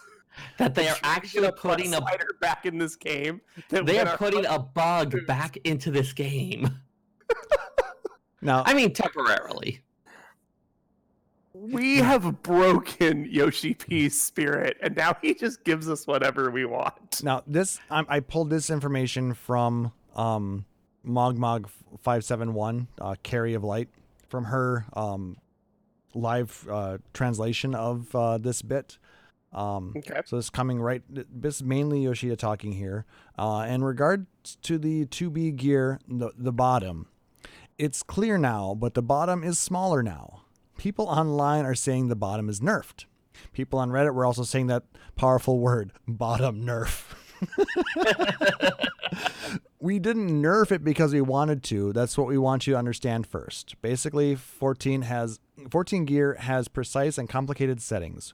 We couldn't provide bottom sliders, so we wanted to provide this gear to at least answer what players want. How should I say this? I can't use dev terms. Shape the polygon. If you pull a certain part, the bottom will extend. And extract if you push it. They released the gear without setting that flag. So when you sit down, it's supposed to extract and stay under the other gear. But there was a bug report that the bottom was sticking out of the coat. To fix that, we made changes to the bone and released it. So that the bone being the skeleton of the model. Yep. But because there are so many combinations of gear, the 2B gear bottom met that needs to extract flag. We have to consider if it's supposed to change its shape when it's used with certain gear, and it will take some time. So we will start by removing the flag so the bottom will stick out with any gear, but we'll revert it to what it was originally like in 5.18. Then we'll look into the combinations with other gear to fix the core issue, but I think it was a good opportunity to look at the problems with gear. Please pray no bugs pop up before 5.18 so we can release it this year. So they're gonna go ahead and do the long-term fix, but in the interim, they will not deny us our shapely butts. Yes, but I just thought it was kind of interesting that he actually specified that they can't actually add a butt slider. Yeah, but we also got a reason and an explanation, which has been a huge step. And so instead of that, we'll at least provide you gear that allows you different sizes of butts. Well, I mean, they did it with, they added it with the bust, with Menphilia's gear, and there's a couple other pieces that did that too, I think, wasn't there?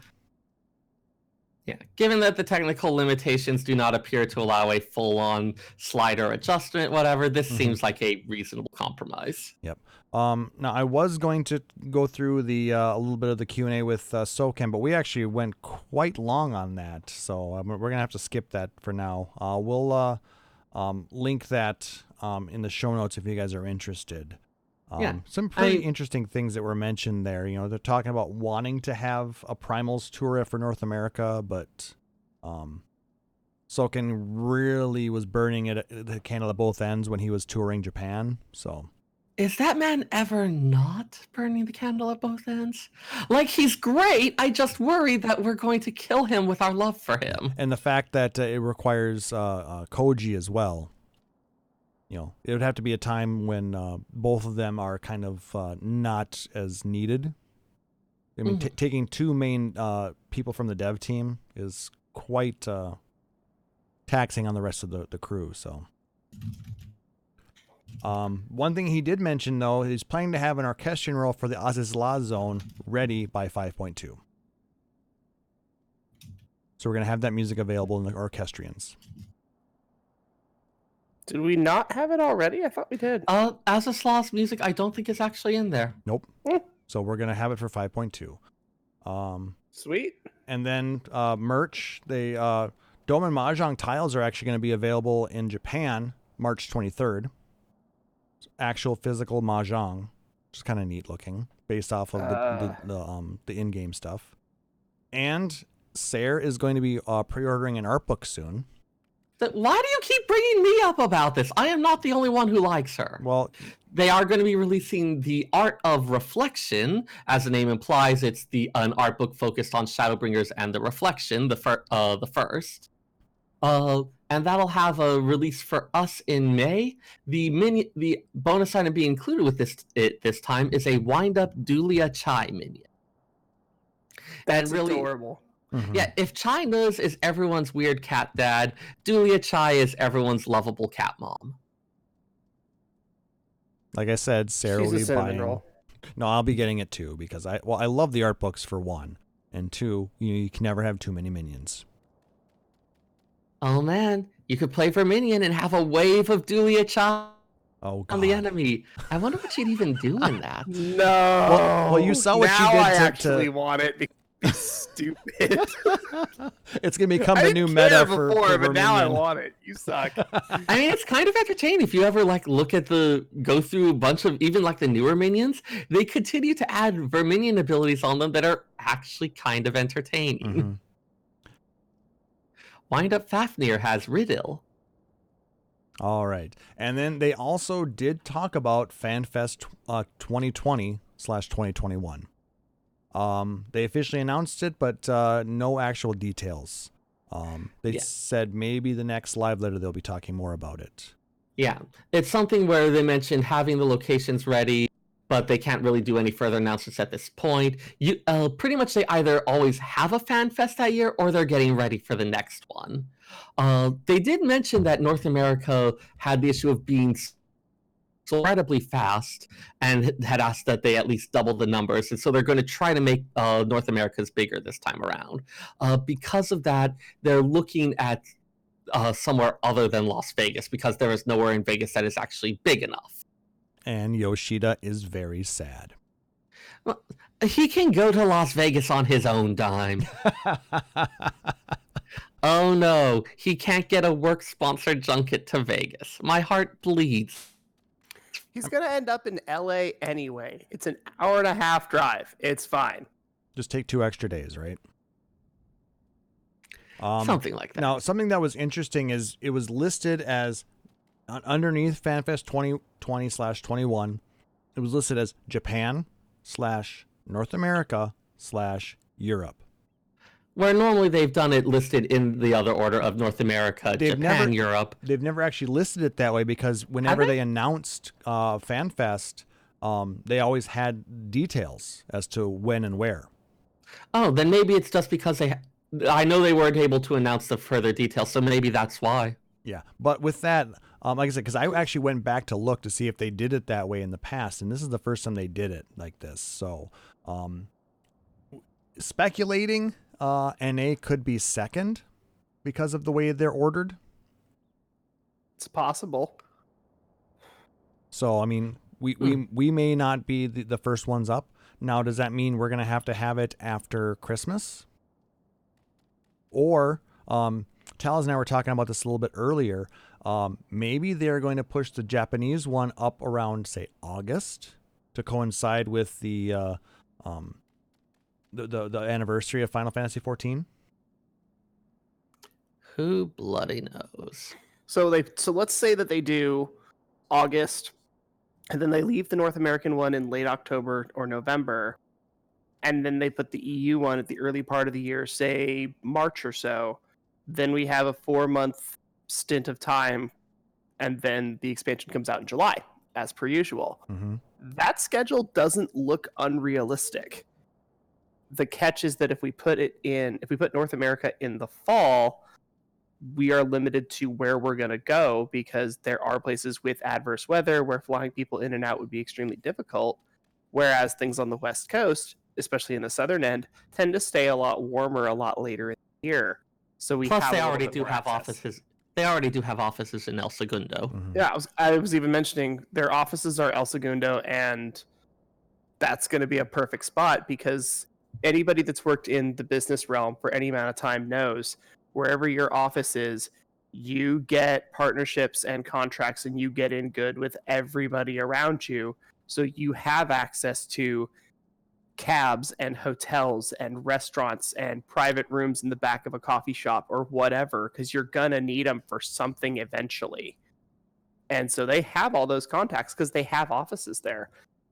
Square Enix knows how to use the LA Convention Center. I went to the Final Fantasy XII Remastered launch party at AX. Putting FanFest in LA is not that difficult. The question is, what venue? I mean, bonus, I know some really good sushi places. Yeah, there's a lot of good sushi around there. And it's been 20 years since I've been to LA. There we go then. You're missing nothing. Oh, I know, but I know. Well, actually, technically, I've never actually been to LA other than flying in, because I went straight from there to Orange County. because you were going to like Disneyland or whatever. No, just hanging. I just had friends who lived in the area. Gotcha. I could probably visit my parents. That'd be nice. Yeah. So I mean, they said they've basically got all the plans worked out, so they know where they're going to be having it. And there's a 98% chance that it's going to be LA. But So I've heard some people making a reasonable argument for Texas, and I'm sure there's others going around. yeah, Dallas actually isn't a terrible idea. People have mentioned San Francisco. People have mentioned Seattle. I'd love to see it come to Minneapolis. I mean, realistically, San Francisco would be terrible. It's expensive, like the traffic. and LA It is would just be cheaper. bad. Yes. Not, Surprisingly, yes. Things are bad up here. things are Yeah. bad in California in general, aren't they? Yeah. But like the Bay Area is bad for California. I suppose Yeah. because of all the tech companies there. That's All the- one of the things going on. That's also, there just isn't enough infrastructure for everything that's happening. Seattle has the exact same problem right now. Does Seattle also have the a whole bunch of people who own houses try to block any kind of construction because they don't want the character of things changing ever? If you were referring to Seattle, no. If you say Seattle, but you're not from here and you're referencing everything between Oregon and California west of the mountains, yes. There's a lot of that shit that goes on in Western Washington, and it's really frustrating. A lot of NIMBY. NIMBY, NIMBY, NIMBY. Burn it all. Pave it all. But no, like I said, I can make a legitimate argument for bringing it to Minneapolis. So Well, we're also looking at where all of our guests coming from. that's true. I mean, the other options that you're looking at There's a coastal lo- areas would be probably easy. But I mean, most of these There's places a lot all of have. logistics for putting on one of these things. Yeah, but most major cities do have an international airport, so theoretically they could get direct flights. And I want to say there are direct flights from Minneapolis to Japan. Minneapolis has actually hosted some other major events, so it's not a completely unreasonable suggestion. Yeah, and The hardest thing is things like I was meeting a friend from New York. We were meeting in Tokyo, and we left give or take within 5 hours of each other, and we showed up almost a day apart because she had to fly through Iceland and I had to fly through China because I went across the Pacific and then backtracked. She had to go eastbound and go across Europe and across all of Asia and then come across China. She also was in Shanghai at the same time I was, but we ended up on different flights going to Narita. Dang. But she went one way and I went the other. We both ended up in China, and then we, from Shanghai, went to Narita. It was very, very weird sounds it. because of where the United States is huge. So if you put something in, say, Texas, for an example, which direction are we flying from? Which airline are we using? Which airline does Square Enix have contracts with? Do they have contracts with JAL or ANA? If they don't, then are they going to create a contract with Delta or Singapore Airlines? Singapore doesn't go to Logistics. Texas. It's a pain in the butt. So who knows? It's probably going to be West Coast, and even if it's only for 1 year, LA is probably the next location. Yeah. But the fact Yeah. that he's actually addressing the issues that we brought up about it actually makes me feel very good about the whole situation. Yeah, like, hey, I died in queue, or hey, my email never showed up and I had to use someone else. Hey, I didn't get to go again. Like, that's frustrating. Mm-hmm. Yeah, I mean, they can improve all the different queuing things as much as they like, and that wouldn't change the fundamental issue of there are far more people that want to go than can go. Mhm. The only way you fix that is make it so more people can go. Yep. And the things that they did to improve the queuing will then also have positive impact when you actually increase the size of the event. Oh, sure. So, I mean, it needed But to like be a lot done, of these but- things become much more forgivable if it's I couldn't get into queue and it took me 30 minutes to buy, or it took me 2 hours to buy my ticket, versus I couldn't get into queue and by the time I did, the tickets were all sold out. Yeah. One of those is a passing annoyance. The other is just like deeply. Not acceptable. Yeah. I mean, I'm going back 4 years when we were getting tickets for the 2016 Fan Fest. And, Oh, man. Ugh. I mean, that was not a fun situation either, but I was very lucky both times around, but it was not fun, and it was painful to watch all my friends struggling with it. yeah, I was fortunate. I did get back into queue and got tickets, but I know people who didn't. So I'm hoping that they fix it. I'm hoping it doesn't come down to a lottery system like they use in Japan, but we'll see. I mean, some of it's still going to depend on just how many people want to do it, so we'll see. But it sounds like they're at least trying to increase the numbers. Yep. Because I would almost guarantee you we could have the numbers that they had in Tokyo easily. They had, what, 15,000 people? That's a cakewalk. Yeah. That's a small event. But what I'm saying, That's nothing. The NA Fan Fest was 6,500 in comparison. That's too tiny. Yeah. I mean, That's it's too still tight. a lot of people, but, there are, I would say, easily 15, 20,000 people in the community in North America who want to go to FanFest. In Portland, Easily. there is a comic convention. It's the second largest comic convention in the Northwest, and it is pat on the head, patronizingly small at 25,000 people. Like, we could go bigger easily. Also, there are no direct flights to Minneapolis from Narita or Haneda. My apologies. Oh, I thought there were. Nope, Maybe you it have was to stop somewhere in else. Orlando. Oh, well. Anyway, we kind of waxed a little bit. Derailed.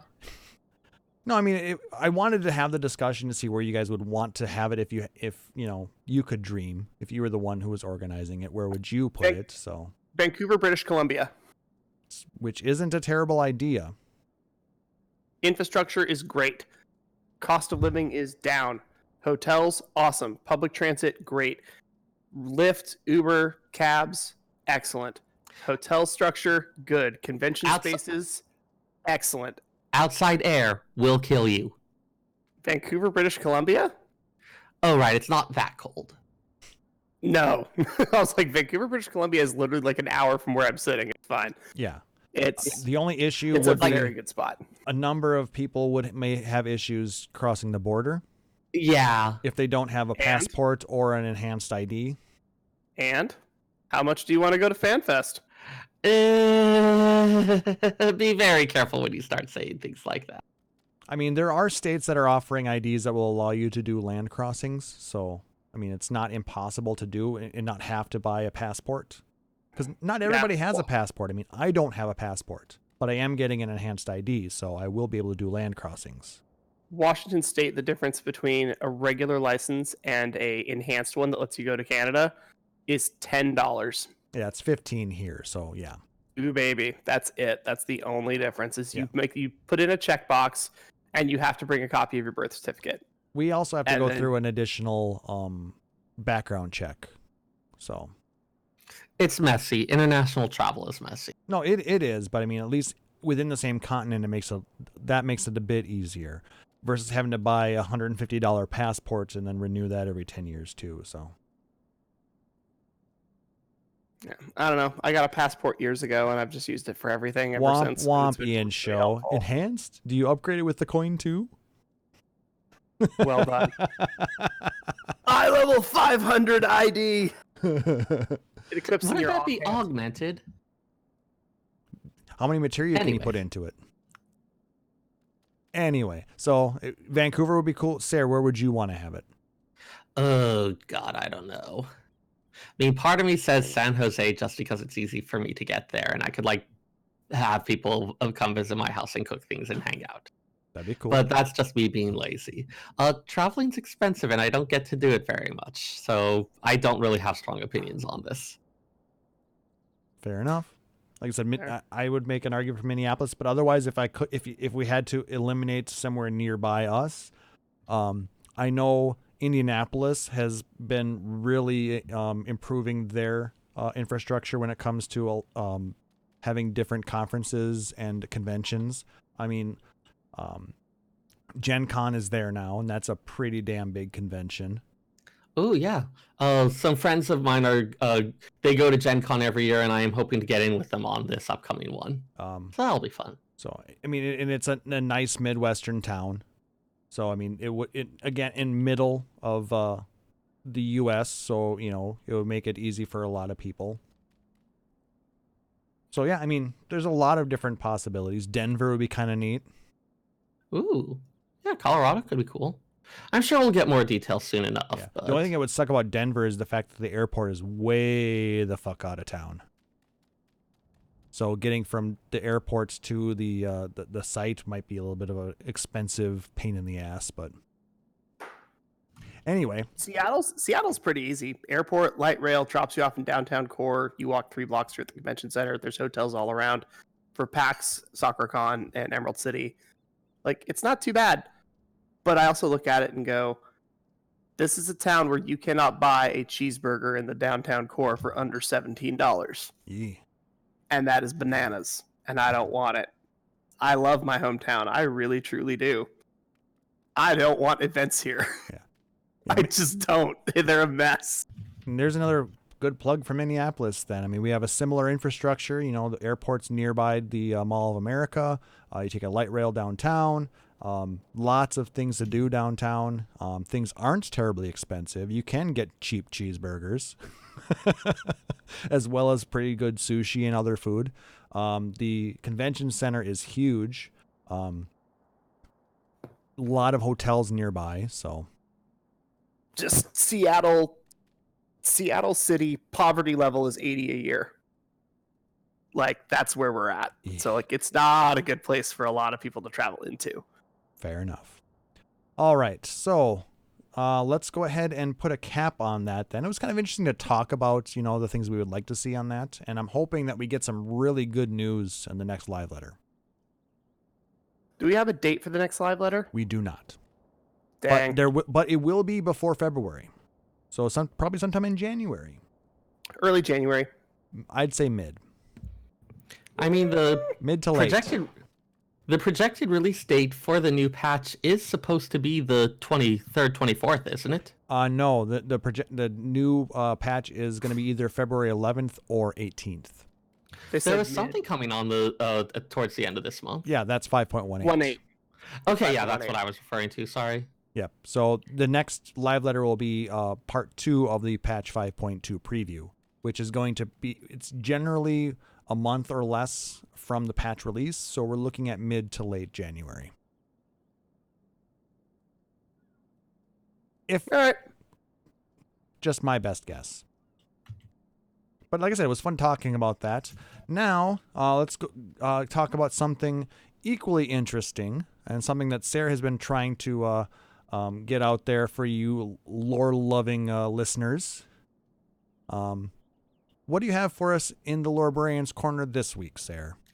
All right. So, since we were talking about Amarok before, about its history and all that, and because there had been a lot of questions, partly about the history, confused about what's going on with them, and this seemed like a good point to step back, take a review, put together all that we know, especially with what we've learned recently.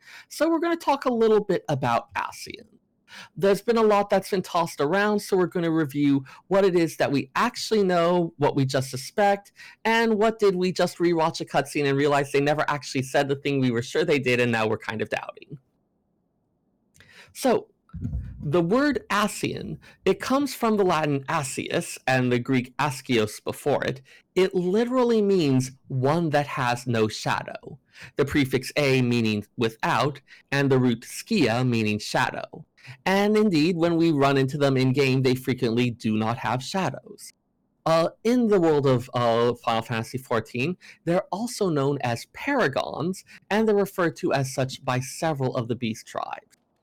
Since the Ascians that we deal with are some of the most well-known and powerful citizens of Amarok, this might be a holdover name from ancient times. Or perhaps not.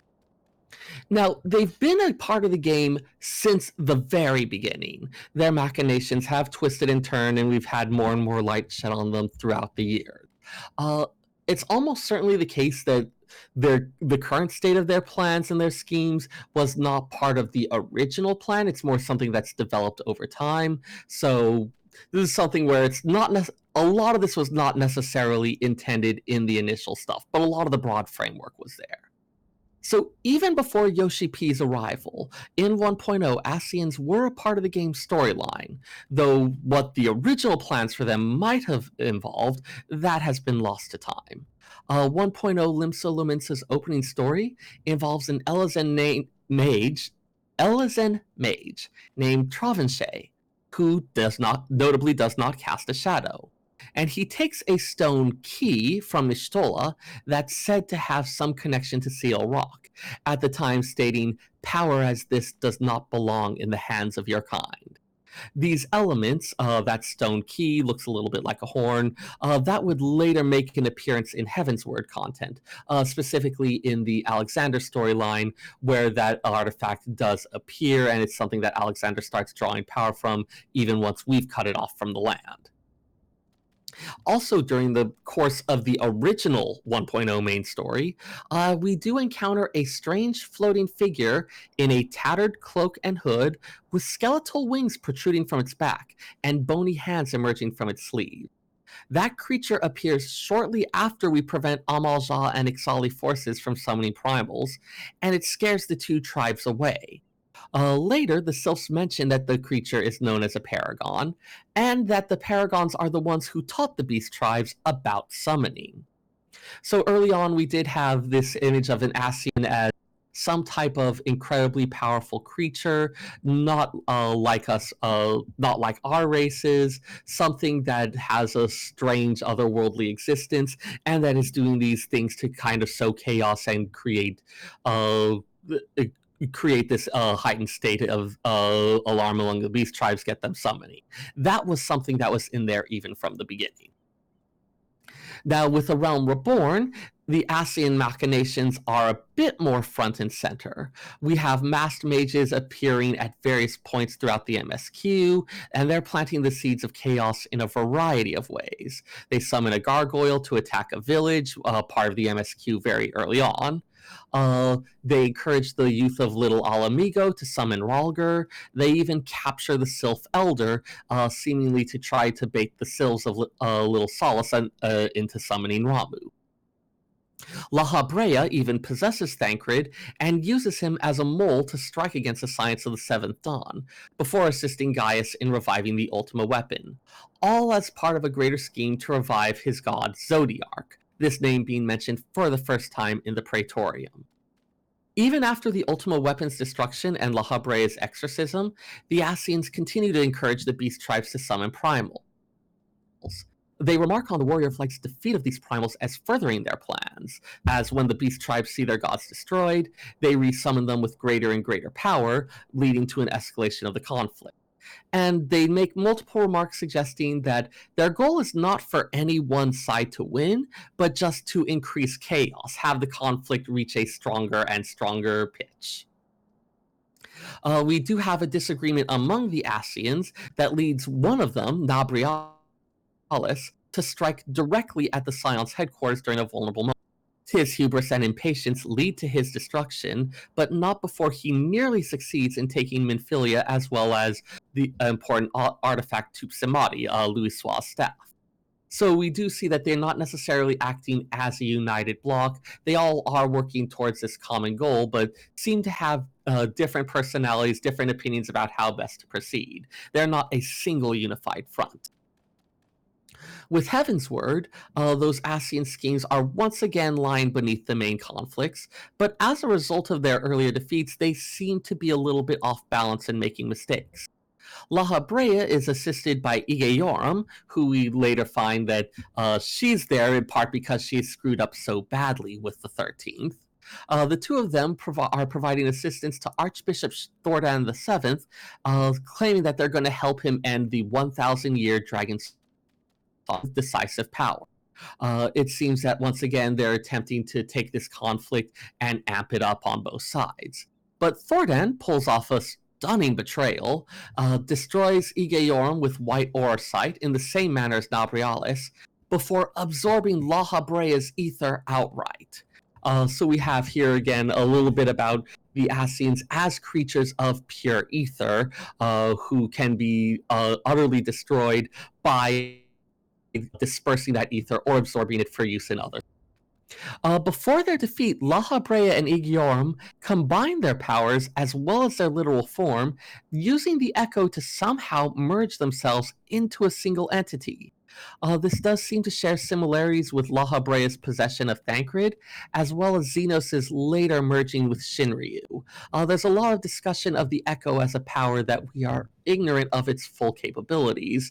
The fact that it's barriers between the soul seems to allow this very intimate mingling of soul in a single entity out of them with heightened powers.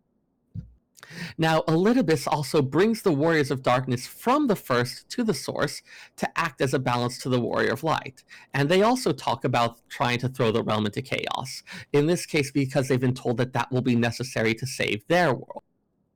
Even though that plan fails, Elidibus is able to use the Warriors of Darkness to obtain the Eyes of Nidhogg, which he later gifts to Ilberd for use in summoning Shinryu. So here we see a lot of that tendency towards very involved, complex plans, having many things running at once, trying to like create chaos and stir things up on multiple fronts rather than focusing on a single thing seems to be a big part of how Elidibus functions. With Stormblood, the Ascian involvement is actually pretty minimal during the early parts of the expansion. It comes back in the later parts in great force. After the death of Garlean Crown Prince Xenosia Galvus, Elidibus takes control of his body in order to once again amp up that Garlean conflict. He also engineers the return of former Garlean Emperor Solus Galvus, who we know better as the Ascian Emmet Selk, and who again talks about acting in concert.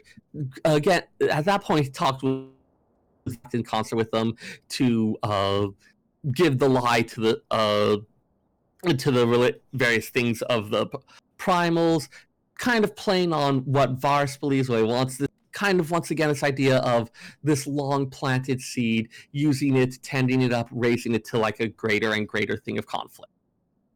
Now, instead of worrying about going beat by beat through Shadowbringers, we'll just look at what we learned about the Ascians there in a more structured way. So, we do learn that in times long ago, we had an ancient and powerful people who lived in a land of peace and prosperity, with Amarot as their greatest city. These people were possessed of incredible powers, able to resculpt their flesh and to manifest ideas and concepts in reality with a thought. A lot of their focus was on working together towards a collective good, creating an ideal society for the benefit of all of its people. We have several requests. We have a that actually explore this in greater detail. The Bureau of the Architect, for instance, is a place where citizens register concepts so that those ideas can be shared with all people. Those ideas can be shared and everyone can then turn those concepts into actualized items. Some Amarotine citizens express concern that the Warrior of Light is showing off their individuality through their unusual clothes, rather than the robes that all Amarotines wear. Speaking of, they speak a bit again of like being able to reshape flesh and of existing as sort of spirit that can be poured into vessel as one would pour water into a jug. And so we see that these powers of the echo that we were seeing, that this is something that's kind of shared among all people, and this ability to intermingle their souls to commune and connect directly with each other seems to contribute a lot to this sense of working for the community, of a lot of this conflict being something that they're able to avoid, just because of this really unique ability to commune and connect directly with each other. Now, the people of Amarot were ruled, in as much as anyone ruled, by the Convocation of 14. That's a group of citizens who had great skill in various fields. Each of the names of an Ascian that we know is actually a title of office for the Convocation. For instance, the title of Emmet Selk would go to someone with surpassing skill in observing ether, the last holder of the office being someone who could pick out the movement of individuals in the life stream, a skill that he demonstrates when he's rescuing Y'shtola. We also have, let me get that name again. I totally had this. Where'd that go? So when we were exploring Academia Anider, we had sections like Halmarut, who there's a lot of aquariums there, the shark tanks, other stuff like that, and it was described as someone who had been involved with a lot of development with ether as relating to marine life. So each of those names, again, it's Mitron who had the marine life. Halmarut was one who worked with plants. My apologies on that. But each of those, again, being more of a title of office. So the one we knew as Lorebrarian, that has a lot more to do with the skills that he had rather than it being his actual name. There are many people who care. So we do have this society that existed when, without warning or explanation, a strange keening began. Kind of a strange cry or scream, a phenomenon that disrupted the people's control over their powers of creation. Now, some Amaro teens already made reference to this underlying phenomena. One of them describes being in the process of imagining and creating a lion, being distracted by a bird alighting nearby, and how a major impact on the thing that he created. This creation being done with a mere thought means that incautious thoughts can lead to unintended creations. And this keening is what causes disaster writ large, because we're talking about more than a momentary loss of concentration. You have dark fears and worries coursing through the minds of the people of Amarok, while at the same time they lose control over their powers of creation. So they're leading to uncontrolled creation of horrifying monsters. Now those monsters in turn inspire more dread and panic. Worse monsters come from that, and we very quickly have a runaway feedback loop of monsters made manifest. So the Convocation of 14, the most skilled citizens, they work to find a solution to that oncoming destruction of their entire civilization. Again, not some rulers. This was something where all citizens were equal, but since they were the ones who were the most skilled, they were the ones who most had the ability to do something about it. They eventually developed a desperate plan that they would take the ether of the planet as a whole, the entire life stream, and imbue it with intelligence and a will. And that would create an entity powerful enough to avert the disaster. This speaks to the sheer scale of the calamity that was oncoming, that they themselves could not stop it, but instead had to effectively create a god that could fix it for them. And the power that was required to create this entity, to imbue the planet with this intelligence and will, required the lives of half of the remaining citizens of Amarok. Emmett Selk suggests that they gave their lives willingly, but we have no way to be sure of this. One member of the Convocation of 14 and refused to participate. The comments made by Emmett Selk, as well as Hythlodeus, the self-aware shade of a friend of Emmett Selk, suggests that the Warrior of Light, ourself, has some connection to this rogue member. But this is something where it's a lot of hinting and suggesting, but there's nothing explicitly stated. More than likely, we're some fragment of that person, but it's not something that was explicitly confirmed yet. At any rate, they did create their work, creating the entity Zodiark, an artificial god that rewrote the laws of nature in order to avert catastrophe. But even after the disaster had been stopped, the planet had been so devastated that another half of the remaining Amaro teens gave their lives to summon Zodiark again in order to restore life to the world's surface, to restore the plants, animals, to bring things back to survive. So we're talking about something where a massive sacrifice of power, of life, 3/4, not of the entire civilization, but of those who were left at this point, giving their lives for this restoration. And those who are left, of course, having been instantly tempered by Zodiark, their ether being overwhelmed and their minds being aligned to it. Now, those who were opposed to Zodiark and the massive sacrifice that it took, they had a lot of concerns about what Zodiark might want next, where this could lead, and they responded with the summoning of their own creation, Hydaelyn. Given the relative difference in size and of the populations that summoned them and of the ether provided, Hydaelyn was far weaker than Zodiark was, and in a head-to-head fight there would be no question as to who would win. But Hydaelyn's power was a lot more subtle. Emmett Selk describes it as being the power to enervate and to weaken, and Hydaelyn was able to defeat Zodiark by dividing its power into several portions and sealing them apart from each other.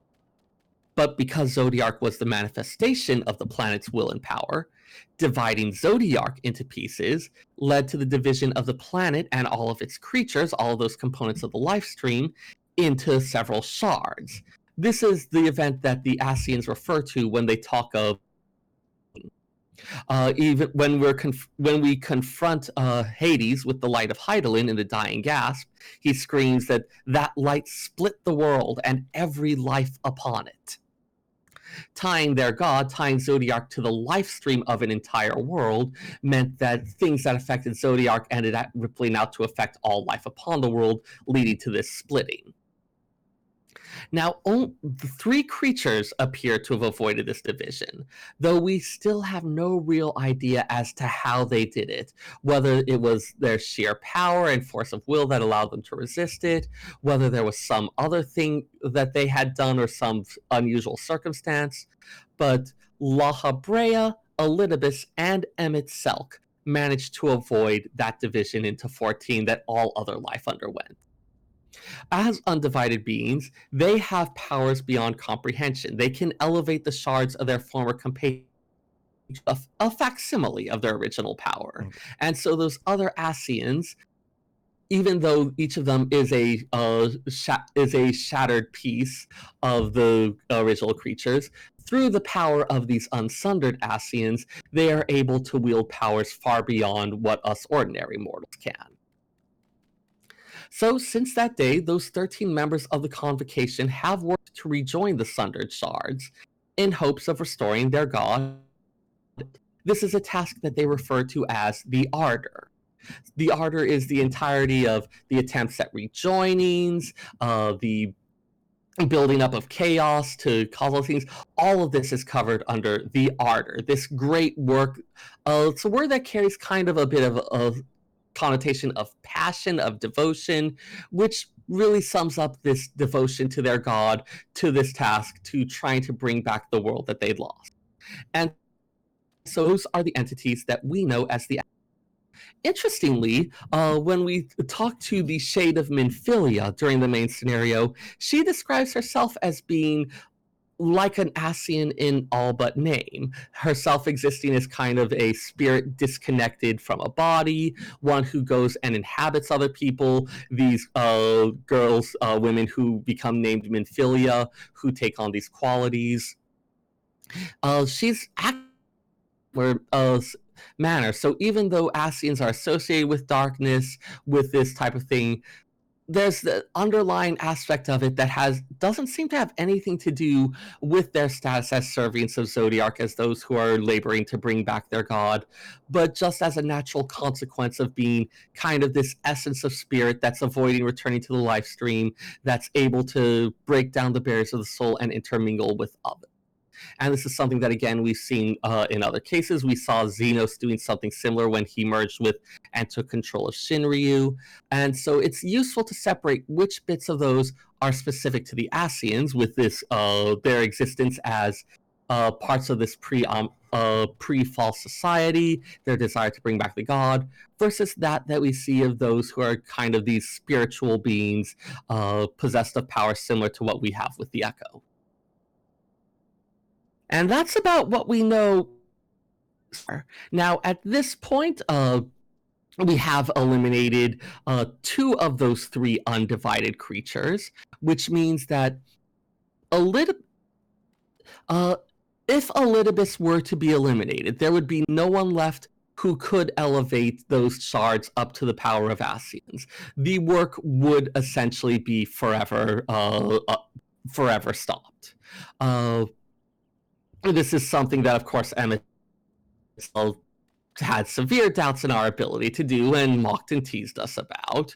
And this is something that Elidibus is now going to be probably either that much more careful or possibly that much more desperate, because he's kind of been pushed back into a corner. There are no backups at this point. He is the sole thing standing between, it's only him that's standing in the way of complete and permanent loss of Amarot, of this history, of this important thing, this work that they've been carrying on for thousands upon thousands of years. So it's going to be interesting to see if this is something where his hand is being a bit more forced, if he's going to be taking more risks, going to be trying to bring more of a confrontation to us to eliminate us, knowing that we're going to have an eye towards getting rid of him, or if it's something where he starts to become a bit more cautious, a bit more careful. But yeah. And I think that's about all I have on them at the moment, unless there's any questions that anyone has. I'll take a moment just in case the chat has any questions. But otherwise, that's about what we know about Ascians right now. I think everybody was mesmerized by your story. That happens a lot. Well, okay, now we'll go ahead and shake those sillies out and then do a round and shut them before we get out the... I kind of thought I had like a fever dream for that shadowless Elizin mage from 1.0, and because I remember it, but it was so long ago, and now it's like, oh shit, yeah, that was a thing that we did. That was cool. It was almost 10 years ago. Was so bad that I blocked out most of it, but I do remember that. Yeah, there are lots of little elements like that they've. This was something that actually came up in discussion a little while ago, but there's lots of little hanging threads from 1.0 that they've gone ahead and taken efforts to make reference to integrate in. Just thinking about it because of Starlight Celebration. You may remember several years back there was one where we were helping out at a children's hospital ward, essentially in Ul'dah. Yep. The alchemist the alchemist physician who's kind of the head of that was heavily involved in the alchemist storyline of 1.0. A young boy who had a sleeping sickness that we enter his thoughts through the echo, his fever dreams, which have gotten mixed up with a lot of famous stories. And when we meet him in the present, he actually does have some comments about the adventurers who helped him out. And there were some extra lines from 1.0 players where he talks about wanting to talk to that person and thank them, and feeling like in telling the story to you, he feels like he's unburdened himself of that, though he can't imagine why. So that was just like a nudge. I remember that particular Starlight because Emmy's connection died or something while she was in a cutscene. So when she tries to log into her Hyperion character, she doesn't have a place to log into. And the room that it would kick her back out into was an instance that was holiday exclusive. So there's no room to kick her character to. So she just logs into the void. And she cannot actually log into her Hyperion character. It's been trapped in nothingness for like 4 years. Has she tried pinging a DM? I feel like this is what they're for. Do you want to know what's funnier than that, though? Having a trapped Nanamo cosplayer in the void of death for the last couple of years. Okay, that is pretty funny. In Ul'dah. In Ul'dah, which just makes it so much better. Let me out! I'm the real Nanamo! That one's a fake! I'm the real Nanamo, that one's a fake. I'm Scoot Patoot, I promise. Yeah. Yeah, there's no way. So she's like, yeah, I'm stuck. And I was like, well, you can fix that. She's like, nah. She just is not having it at all. The sheer value of that as a hilarious story, I think, outweighs it. Yeah. Oh, absolutely. You would think that, possibly a return could do something, or, just having I mean, if nothing else, probably you let the GMs know and they can probably force return you to a bot. Yeah. Oh, for sure. But why? Yes. I mean, this is unique and special enough to be pretty hilarious. I mean, is it legitimately nothing? Like the character's there. She hasn't tried to log in a super long time because obviously her life is in almost as much chaos as mine. So she's been super busy. But she hasn't tried to log in a while. But last time she did, it just went you cannot log into this area, and it kicked her to the title screen. We need closure to this. Nah, I think it's funnier this way. It's almost better. #save Nanamo. Save the real Nanamo. Oh god, do you want to create we've already starting up in Ul'dah, where we have 2 potential pretenders to the throne and they're trying to determine which one's the real one. Hey, good news, we poisoned the wrong one. Everything's fine. Easy solution. Just poison both of them. Don't tell Emmy I said that. Dear Miss Coach. Go ahead and tell her. It'd be funny. It's fair. All right. She threatens to throw Molotovs at me from time to time. You deserve it, good. though. Yeah. Yeah. All right. I can't argue with that. Well, I'm glad you were finally able to talk about Ascians. It's been a long time coming for this one. I want to say this. You've had this one up in ideas for almost 2 months. This particular bit closer to a little under a month, but it tied in with the other stuff I discussed. So yeah. So yeah, that's was real interesting. You know, the fact that they actually took the 1.0 stuff and made it make sense in our current game. So 1.0 is not fully dead, just the actual game itself. The lore lives on. Yeah, I mean, like a lot of stuff that we see was not necessarily planned, but if you're doing good story writing, leave some details not filled in, you leave yourself lots of places to go, and then you see what people are responding to, and you go from there. You leave yourself lots of potential places to develop. And you don't fill in details if you don't need to, because maybe you'll want to change that detail a little bit later and have something that connects up and looks like you planned it all along.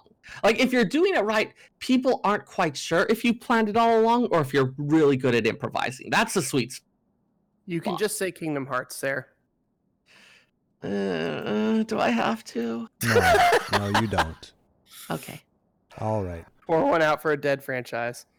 What are you talking about? They're getting DLC. Pour one out for a dead franchise. Yeah, I'm not touching this one. And with that, that'll do it for this episode, guys. If you liked what you heard, please make sure to like, subscribe, or follow us out on Apple Podcasts, Google Podcasts, Spotify, YouTube, or whatever your preferred podcatcher is. And if possible, leave us a rating or review. It helps other people find our show and lets us know what you think. If you really dig the show, please consider subscribing here at twitch.tv/PhoenixDownRadio. You can use your Twitch Prime subs.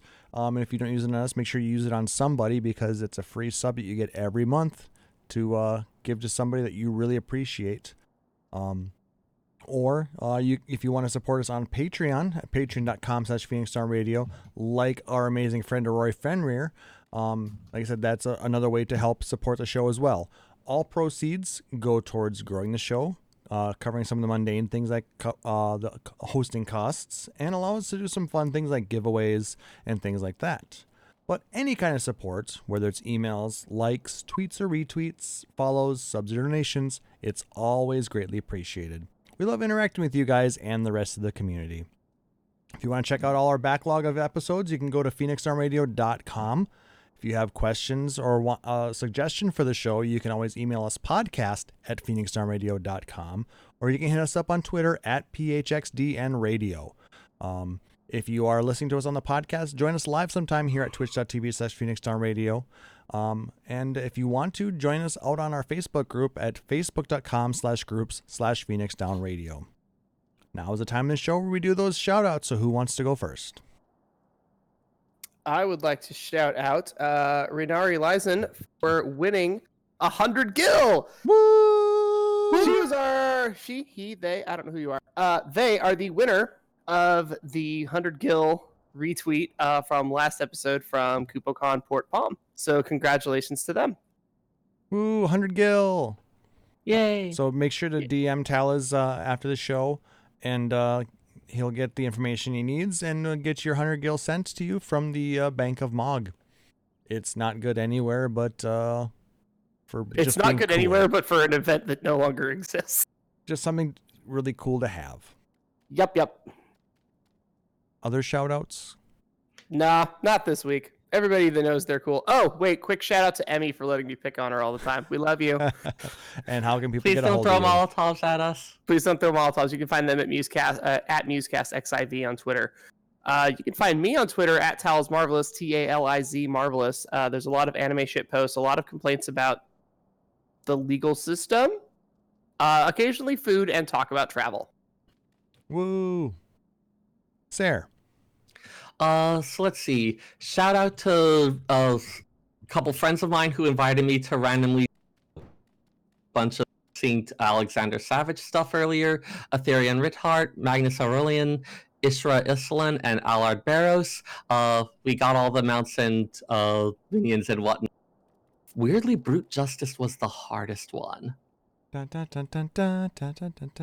was great. It just like there's a lot of mechanics you cannot just power through, and so we had to actually figure out how to handle some of them with 5 people, which means that it gives you different stuff than if there's 8 people. But everyone was remarkably patient and game for it and had a lot of fun, so thank you for that. Shout out to another set of friends, Limecat Indignatio, Vasha Solari, Kyle Spender, and Jacob Omadara for really fun time burning through a bunch of maps, getting ourselves murdered by things, having those doors troll us over and over. What is the point of the rainbow door trolling? Like, why is that a thing? Because you can shout out Rainbow Orange Jesus. Oh my gosh. I mean, what's not fun about saying Rainbow Orange Jesus? It's okay. And yeah, shout out to folks in the Crucible's food channel for giving me lots of encouragement. The salmon I did for the work potluck turned out really, really great. So thank you for helping me keep my head when I was panicking about how it was all going to go wrong. And yeah, you on Twitter at FFXIV SEYRR, where I that's FF14 Seyrr, where I mostly post pictures of random stuff I cooked, funny things I found at the library, and occasional music. Oh man, I should post a picture of the salmon. Anyways, yes. And Hang on, I'm going to post that now. Why did I not do that for earlier? And I want to shout out Taliz and Seyrr for just being awesome co-hosts. Thank you again for joining me, even though it's only been a week since our last episode, even though we normally do 2 weeks. You guys did it awesome to get another show ready to go in the shortened amount of time that we normally have, so thank you very much. Shout out to everybody watching us here live at twitch.tv and listening to us out on the podcast. Really do appreciate it. And if you want to follow me, I am at PHXDN_KLAUSS out on Twitter. My last post was actually about the cranberry relish that I have been messing around with. God damn, that's good stuff. I mean, literally, we post about food here, guys. We just do. But no. Yeah. 4 ingredients: cranberries, tangerines, honey, and water. That's it. And it's good. Mm-hmm. So yeah, go check that out. Like I said, I'll share you the recipe with you sometime if you're really interested. But I chat about other things out there as well. But thanks again for joining us, guys. For my co-hosts, Seyrr and Taliz, I'm Klauss Nightbringer, wishing everybody a wonderful holiday season, and we will catch you just after Christmas. Take care. Phoenix Down Radio is a production of PhoenixDownRadio.com and Illusion Productions. Final Fantasy XIV and Eorzea are trademarks of Square Enix. In-game content for Phoenix Down Radio is the copyright of Square Enix. Opening music for Phoenix Down Radio is provided by Guilty Gear Rock You. Check out the Metal Chocobo theme cover and many other music videos at youtube.com/Guilty Gear Rock You. Closing music for this episode is provided by Guitar Wanker 90. Please check out their full version of Matoya's Cave and other rock video game covers at youtube.com/Guitar Wanker 90. The views and opinions expressed in this episode are those of Phoenix Down Radio and its hosts and do not reflect the views of Square Enix.